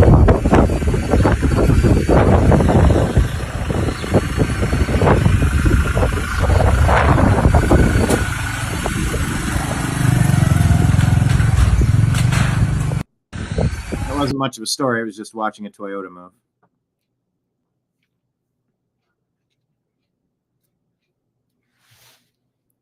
So inexpensive vehicles are now going to flood the market, allegedly. All right, so here they are talking about the latest attempt to take out Trump. They're trying to do it through the Venezuela Pete Hegseth situation. Here's Batyanger Sargon and the other panelists. The question is not the existence of the survivors. It's whether the boat is still a legitimate military target. Margaret, is that not Margaret, I want Margaret to weigh in on not this. true. Look, Why? Because you cannot shoot survivors of a shipwreck that are clinging on for dear life in the middle of the ocean. You're using the word shipwreck to hide the distinction that I am I'll use Secretary pointing Hegseth's out. word. Shipwreck is in the regs. Yes, but I'm saying the whole point here is it still a legitimate target or not? If they can get on that debris and call for the rest of the narco terrorists to show up and save them, it is still a legitimate military target. Okay, I'm going to defer to the expert here. Go ahead, Factually, Margaret. this just doesn't pass the laugh test. You're talking about two people stranded in the middle of the ocean. We got to talk to the expert. She's the expert. And you think Can we're you going to call please say, is that distinction between whether it is disabled or whether it is Can we back up a little bit? Because I just want to explain sort of how an airstrike is prosecuted, right? Because first you have a target in the first place. Yes. And a target could... And by the way, speaking of how it was prosecuted, the stories that I'm reading, like they all say they're there with the JAG lawyers and officers reading the law, trying to do their work within the confines, within the guidelines, the guardrails, as Ilhan Omar said there were none of in Minnesota. Yeah, nice convenient excuse that we're not buying. But the guardrails with a JAG officer there. I mean, how do you parse the line? No, it's okay to terminate this target right now, but not now. That was 2 seconds later. You're not allowed to take care of the same exact thing that you're okay to take care of 2 seconds earlier. I mean, we are splitting hairs here. You're saying it's okay to conduct a mission at 25 seconds past the hour, but not at 35 seconds past the hour? Why was it okay at first and not secondly? Well, it's war crimes. What do you call the initial act then? Is that not a crime? How is that okay? I mean, we are splitting hairs here. I get it, but I also don't understand why it's okay to blow up the boat, but you can't blow up the people from the boat. But if they were blown up in the boat, then that's fine. But if they're blown up on the boat, then they're not. You're going, what type of twisted logic are we in? You can, I understand the point of there's supposed to be some sort of general guidelines of conduct. But when you try to talk it out and like, what are we arguing about? And you go, oh man, it's hard to find it's a difference without much of a distinction, it seems. Could be an individual, the target could be... And by the way, if they're getting back to the vessel to call in for reinforcements, like they're not out of it, they're still a legitimate target. If they swam away and floated on a piece of debris or a milk jug or something, okay, then that would be different. It's a lot of hair splitting here.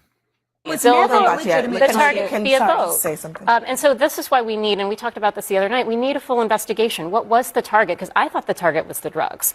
Those are gone if the boat's on fire. Maybe the target is these so-called terrorists. The target was the boat, according to all of the reporting.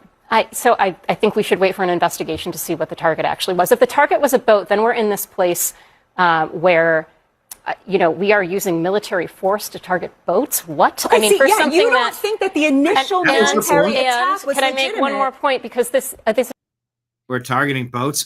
What? That was her big grand point. After all of that, I think we need to defer to the expert. And the expert's point was, we're targeting boats. Like, what? Wow. Talk about the epitome of.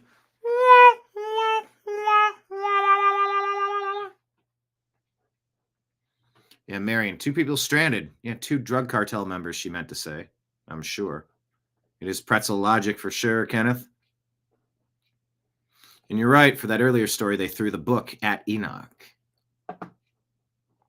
entire So it's not even hypothetical, about the second one, the right? entire hypothetical that you're posing hinges on whether or not they could call somebody to be rescued. But if they're in a scenario where they need to call somebody to be rescued, they are shipwrecked. That is the definition of shipwrecked, and they cannot be targeted. That term, as Abby pointed out, I'm sorry, if the is radio is specifically still used. working on the boat, it is still a legitimate Katya, military you cannot target. just concoct your own explanation I'm for not this. concocting my own explanation. I'm just This saying, is the here's law. No, I'm saying that literally the law says Literally. that attacking shipwrecked individuals in the context of war is not allowed. That is literally what they Because use. a shipwreck is no longer a legitimate the word target because it's no shipwreck longer is a in threat.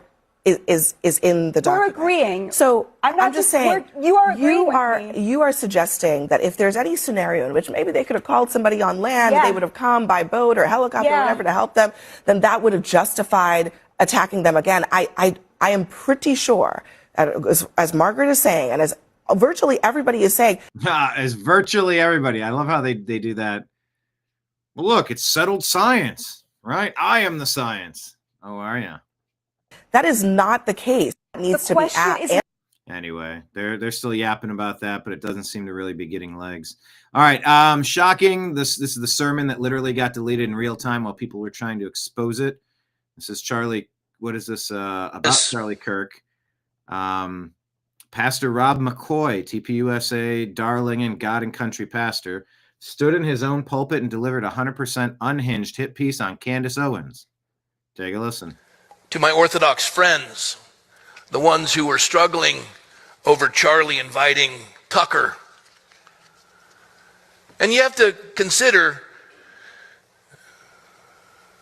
there's nowhere safe for them in the world. Who? Who are you talking about? And they have Tucker? They have an inclination to trust no one. What's it? Who's they? And yet, in this dialogue, we went back and forth. I commend Charlie on his patience. He's remarkable. He can dialogue with Tucker and Candace and be on a text string with Orthodox rabbis. He's patient. He's gaining understanding. Dialogue. I responded to an Orthodox brother who said, Candace is far right and Ocasio-Cortez is far left, and they both hate Jews. And I responded, I said, Candace and AOC appear to operate their influence by pathos and ethos and apply very little logos. They use pathos and ethos to judge and condemn an entire race of people. This is not far right or far left. It is mob rule by emotion and perceived legitimacy void of the pursuit of truth. This is why America, for now, and I pray more so in the future, is a somewhat safe haven for Jews because we are a republic. I gave them a link to a video. This, to my Orthodox friends, the ones who were struggling over Charlie inviting Tucker. Wait, hold on. That didn't matter. And you have to consider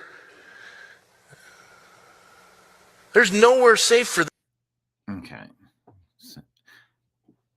Okay, the person that posted this says that he called Candace Owens a witch, a Jezebel spirit, a daughter of Satan. Literally, that she's possessed and practicing witchcraft for questioning Israeli policy.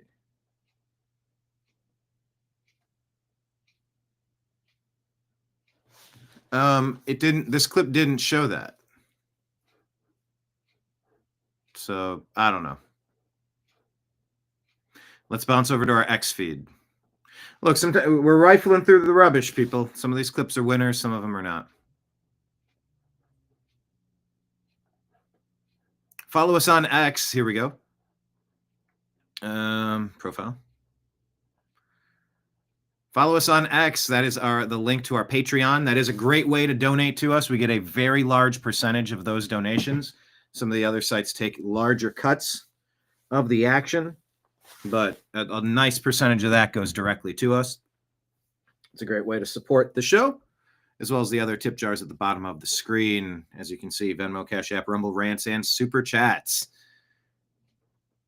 We're fueled by you. Geez, and speaking of fuel, what did I put? Was it $80 into the tank today? Gas prices are going down, but man, when you're putting 18 gallons in, trying to get the cleaner fuel because you got an older vehicle and you're trying to keep it at that spot. Trying to feed it better ingredients, maybe. Anyway, you fuel us, and thank you. You fuel us. Why is Deshaun Watson trending, by the way? He's been cleared, throwing at Browns practice for the first time this season. He's out on the field in the cold weather. I don't know. I'm actually...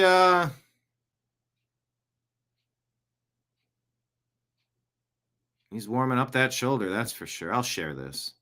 Make sure you check out our Strictly Football show coming up at 3 o'clock.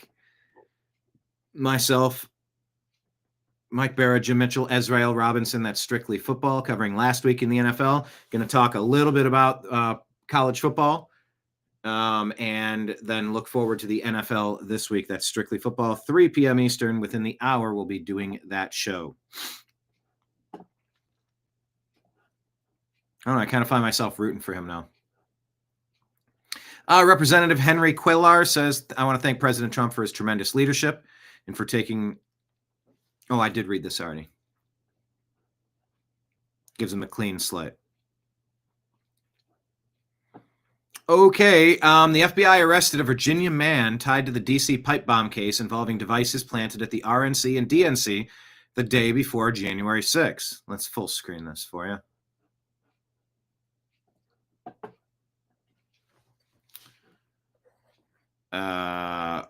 Right there in the bench. Yep. If you take a look. There we go. We'll make this big.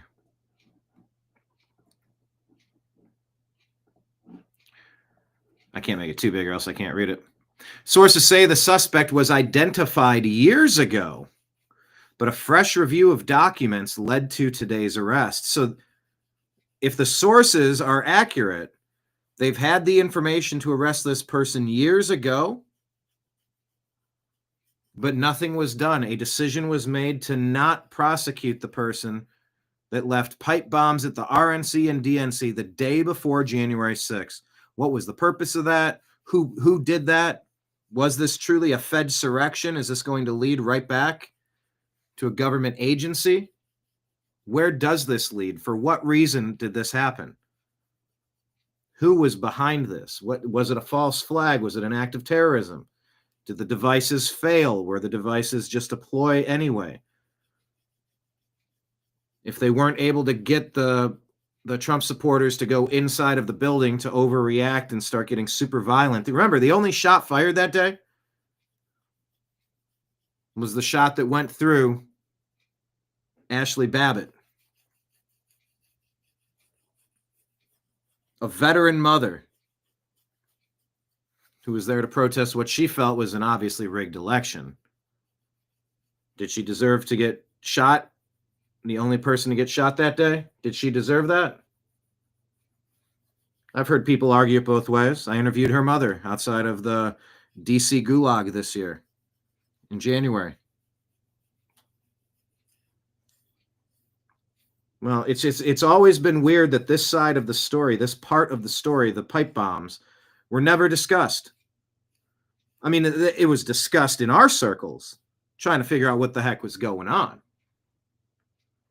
But it wasn't discussed in the way that we get some answers, we get some conclusions, and we're able to point out that a lot of this was astroturfed. A lot of this was a false flag. A lot of this was set up by Pelosi and Biden and the whole regime to frame Trump, to take the election, take the country, and then frame him for an insurrection when he says, go there peacefully and patriotically. So we got movement on this, but let me check. Do I have another?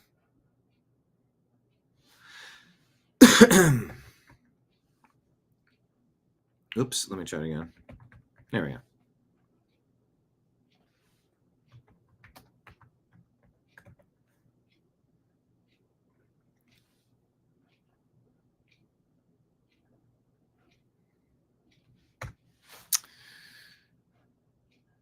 FBI. Oh, here we go.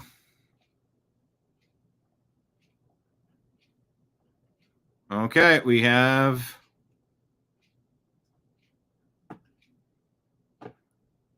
some information. Alec Lace, I don't know him.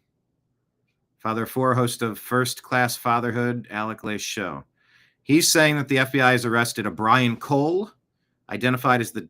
Are you seeing the right thing? Let me full screen this. No, I said full screen. Might be better if I do it that way anyway. I'll do it like that. Brian Cole, arrested by the FBI, according to Alec Lace, identified as the J6 pipe bomber after nearly 5 years. Kamala Harris, who is 20 feet from the DNC bomb, has said nothing. No posts. What about that $17.4 million January 6th committee? Also silent. It's a little odd, isn't it?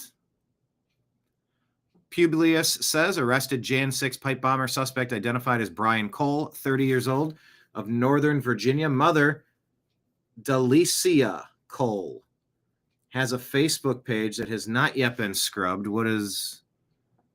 Okay, relatives Brian Cole, Woodbridge.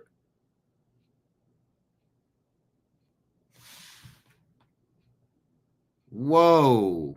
Brian Cole. Brian Cole. That is the son of Delicia Cole from Woodbridge, Virginia.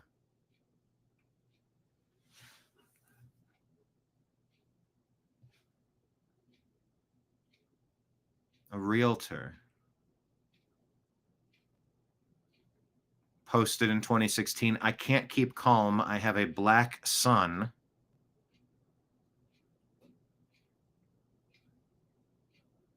Okay.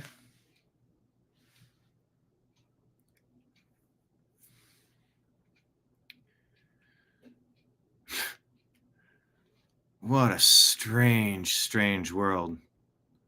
All right, anyway.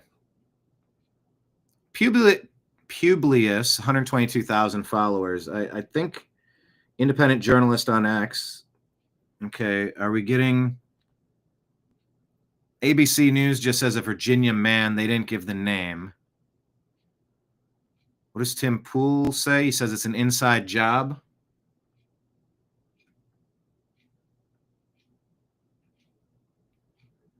I'm not going to play it, but you can watch it. We're going to be unpacking this in real time.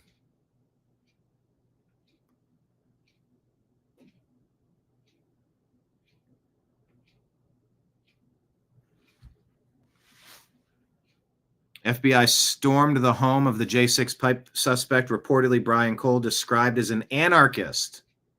Helicopter right here. This is very heavy police presence at the home of the suspect they have identified in the DC pipe bomb probe. So this is a live look. Well, is this a CBS affiliate? No, it says live now from Fox, but it shows the eyeball like it's CBS. Anyway. Look from the Fox. Well, that's a very fancy home for an anarchist. 5 DC helicopter, as you see in a cul-de-sac, the FBI now at the home of this suspect. And we were learning more earlier as we were hearing from the FBI after they announced that they made an arrest in the nearly 5-year-old investigation into who placed pipe bombs in Washington, D.C. before the January 6, 2021 riot at the U.S. Capitol.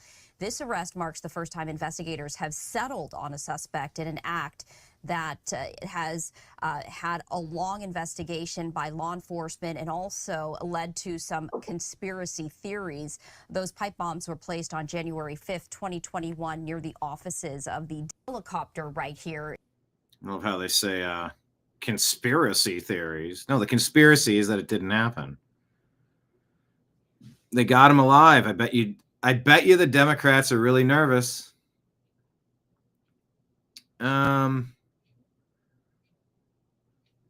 Not seeing enough people reporting that is Department of Justice. 12 minutes ago.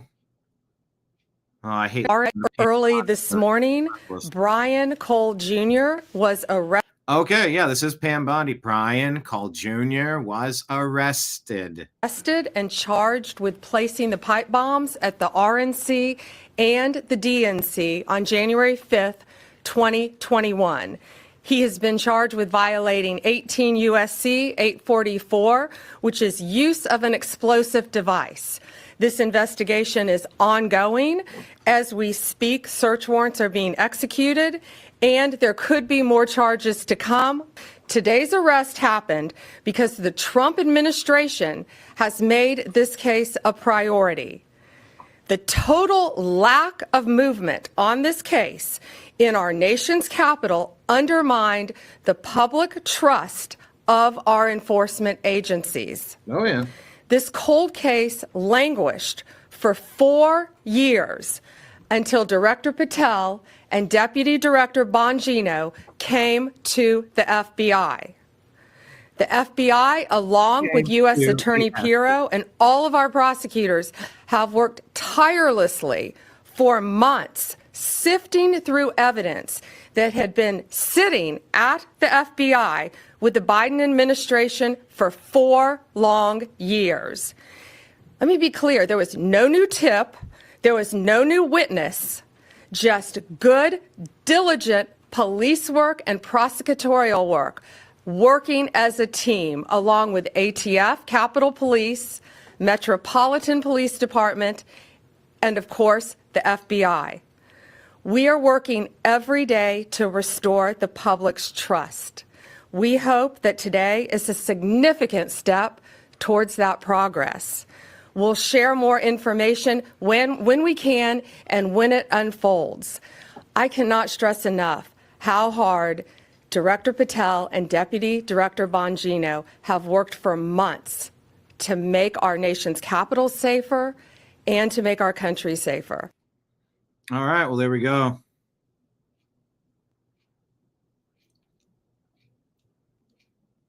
Let's hear what Bannon has to say about it. Is this Julie Kelly? A huge development that, of course, your audience and all of us have been waiting for. This was an investigation that was very aggressively pursued early on under Chris Wray's FBI. And then we are told towards February, March of 2021, it just went away. And maybe we will find out exactly why, despite troves of evidence, interviews, pursuit of, what this individual on January 5th was wearing, trying to track down where those items were purchased. Then all of a sudden just went stone cold. As you know, Cash and Dan made this a priority. They have devoted new resources, new investigative tools to this cold case. And it appears a man from Virginia, NBC News is reporting his name as Brian Cole, could be tied to Antifa. Another media outlet is reporting, I cannot confirm that independently. However, this appears to be the individual who is seen on that surveillance video from the evening of January 5th, 2021, between 7:30 and 8:30 on Capitol Hill, allegedly planting these really what they were dummy devices outside the headquarters of both the Republican National Committee and the Democratic Julie, hang on, Julie. The whole narrative that we've been fed, the whole reason Peter Navarro and Steve Bannon went to prison was that. Oh, doggone it! Wait, doggone it. One between 7:30 and 8 is reporting to this cold case. So from this is all narrative that Republican National and the Democratic. This is what you guys said about Bannon. I don't watch it enough to know, but Julie, hold on. Julie, hold on. Julie, hold on. And I will tell you, I get why he does that. With the tape delay, you have to start it and then continue it so that you can let the other person know, like, I'm calling a hard stop at this moment. Just pause for a moment, please. Despite the tape delay of 3 or 4 seconds, which makes it tough to have in real-time conversation, but it is funny. It is an interesting character trait, personality trait, or I don't know what do you call it? Idiosyncrasy. Julie, hang on, Julie. The whole narrative that we've been fed, the whole reason Peter Navarro and Steve Bannon went to prison was that Antifa and these people had nothing to do with J6. This is all Donald Trump, Donald Trump's people. What do you? So wait, It was Antifa. It was an inside job. You telling me there may be the guy may be an anarchist and might be, although you haven't confirmed it, might be associated with Antifa, ma'am? I mean, look, we know that Antifa was there. I have been told for years by J6ers who were on the ground that they saw Antifa. We can see video of people dressed in that black bloc garb who were tied to Antifa. We know that there were confrontations between Antifa and the Proud Boys a few days before, the evening before. Also, we have on film, on recording, undercover, plainclothes DC police officers specifically saying that they were there to look for Antifa. So if this individual, and again, I cannot confirm this with my sources independently, that this is an Antifa type or certainly not a MAGA supporter, this blows a huge hole in the early narrative that someone aligned with Donald Trump and the MAGA movement tried to blow up the headquarters of the RNC and DNC, where Kamala Harris was, don't forget, beginning around 11:30 a.m. on January 6th of 2021. So this is, as you can tell, a story. Julie, Dan Bongino and Cash overturned the team, put a new team in there 6 weeks ago. Voila. We have now a suspect in custody after, 5 years. Do you believe that the FBI people that were working on this were just that incompetent? Or was this an act of commission to basically shut down this investigation, knowing that it wasn't a MAGA supporter and someone that was a Donald Trump true blood? Ma'am. Well, certainly that is going to be the suspicion, is that the Ray FBI quickly found out that this individual seen on the evening of January 5th was not a MAGA supporter, was tied to a leftist movement such as Antifa, and therefore the early stages, right, so the spring of 2021, as they're impeaching Donald Trump over the so-called insurrection, as they are solidifying their narrative and preventing people from expressing any skepticism about what happened that day. Just imagine if they had arrested an Antifa-tied individual in March or April of 2021 for planting these pipe bombs. Huge. It would have destroyed the narrative early on. Now, again, I can't confirm that. Hopefully, when we talk later this evening after this press conference, we see the indictment, we'll have more details. However, that would be the political motive of the FBI and Biden DOJ to bury this and prevent the American people from learning the truth and the president from exonerating himself. Yeah, the president had a lot pointed at him. So that's breaking news. We're going to keep our eyes on that and probably have some more information tomorrow once we're able to sift some of this stuff out. As always, the 72-hour rule is in effect. Maybe initially you'll get a burst of information, and then it's going to take 72 hours. Usually that's for like tragedies or things that you have so much to uncover. But this is 5 years in the making. There's a lot to uncover here and unpack, and we're going to get a chance, hopefully, to go through some of the information. How did we get him? What do we know about him? How rock solid is the case? What motivation did the previous regime have for not releasing this information? Did he have any links to? Well, how do the links go? Inferred that it's Antifa, confirmed Antifa, Soros affiliated, any other NGOs, any Democrat overlap? Why the silence from the J6 committee? Why the silence from Kamala Harris, who was just, 10 feet away, 20 feet away from one of these devices? She called them dummy devices. So what is that? That they didn't work? They were built so they wouldn't work? They were a decoy? They were going to go off? We have a lot of questions. So by tomorrow, I hope maybe I'm going to be able to answer a little bit more. But that's why it's important that you follow us in multiple locations. Just search The New American Media on all the platforms and subscribe to us. By the way, Patreon, if you haven't made an account, consider making an account. It really is like a lifeline, a backup, a bat phone, a signal of distress in the sky. If you go to YouTube one day and we're not there, go find us on Patreon. They've been okay with us so far. No problems with them. Their consistent funding mechanism has helped us. It covers a little bit of stuff, and every subscriber, it builds a little bit more. But there are free memberships. You can sign up to be a free member. So even if you don't have anything to toss in the tip jar today, or in the collection plate, this is us passing around the collection plate, I suppose. Tithe your local podcaster, would you? Oh, I don't know why you went Irish. Tip your pass the collection plate for your favorite local podcaster, me lad. Me laddie. I don't know why he's Irish. But consider signing up for our free Patreon account. If the world goes dark and the powers that be silence us on most other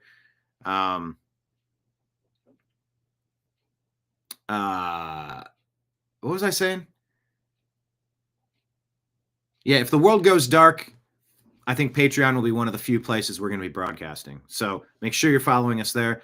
And as always, Venmo, Cash App, that's just my name, Brian Engelman, or on PayPal, fuzzinstallment@yahoo.com is the email address.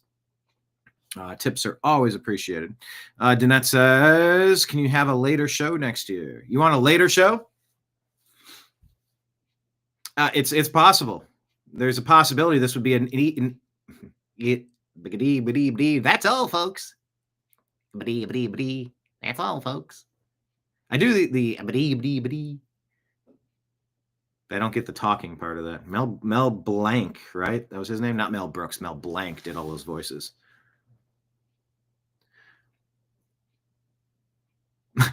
What was I saying about doing a show late?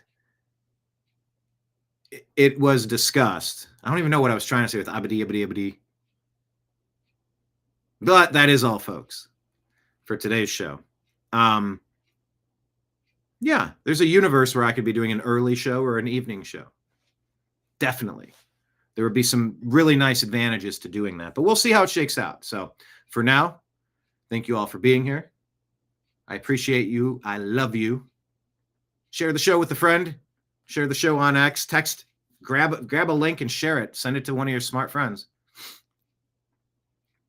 Can't get anything done. It's hard to work and listen. Wait, is that a good thing or is that a not good thing? You are in control of you.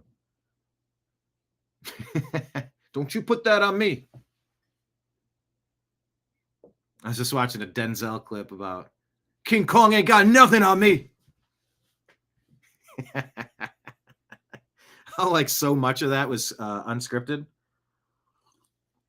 It was ad-libbed or rehearsed off the script, and they just kind of rolled with it because it was so good. Don't you put that on me.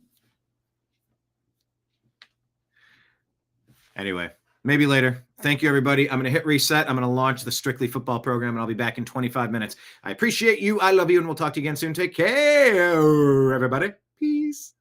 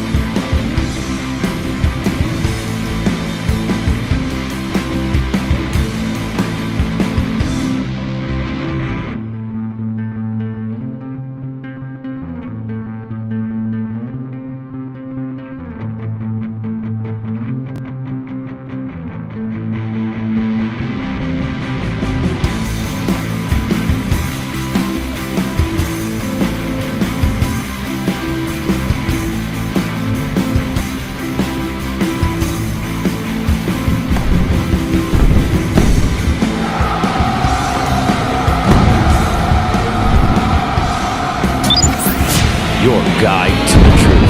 TheNewAmericanMedia.com.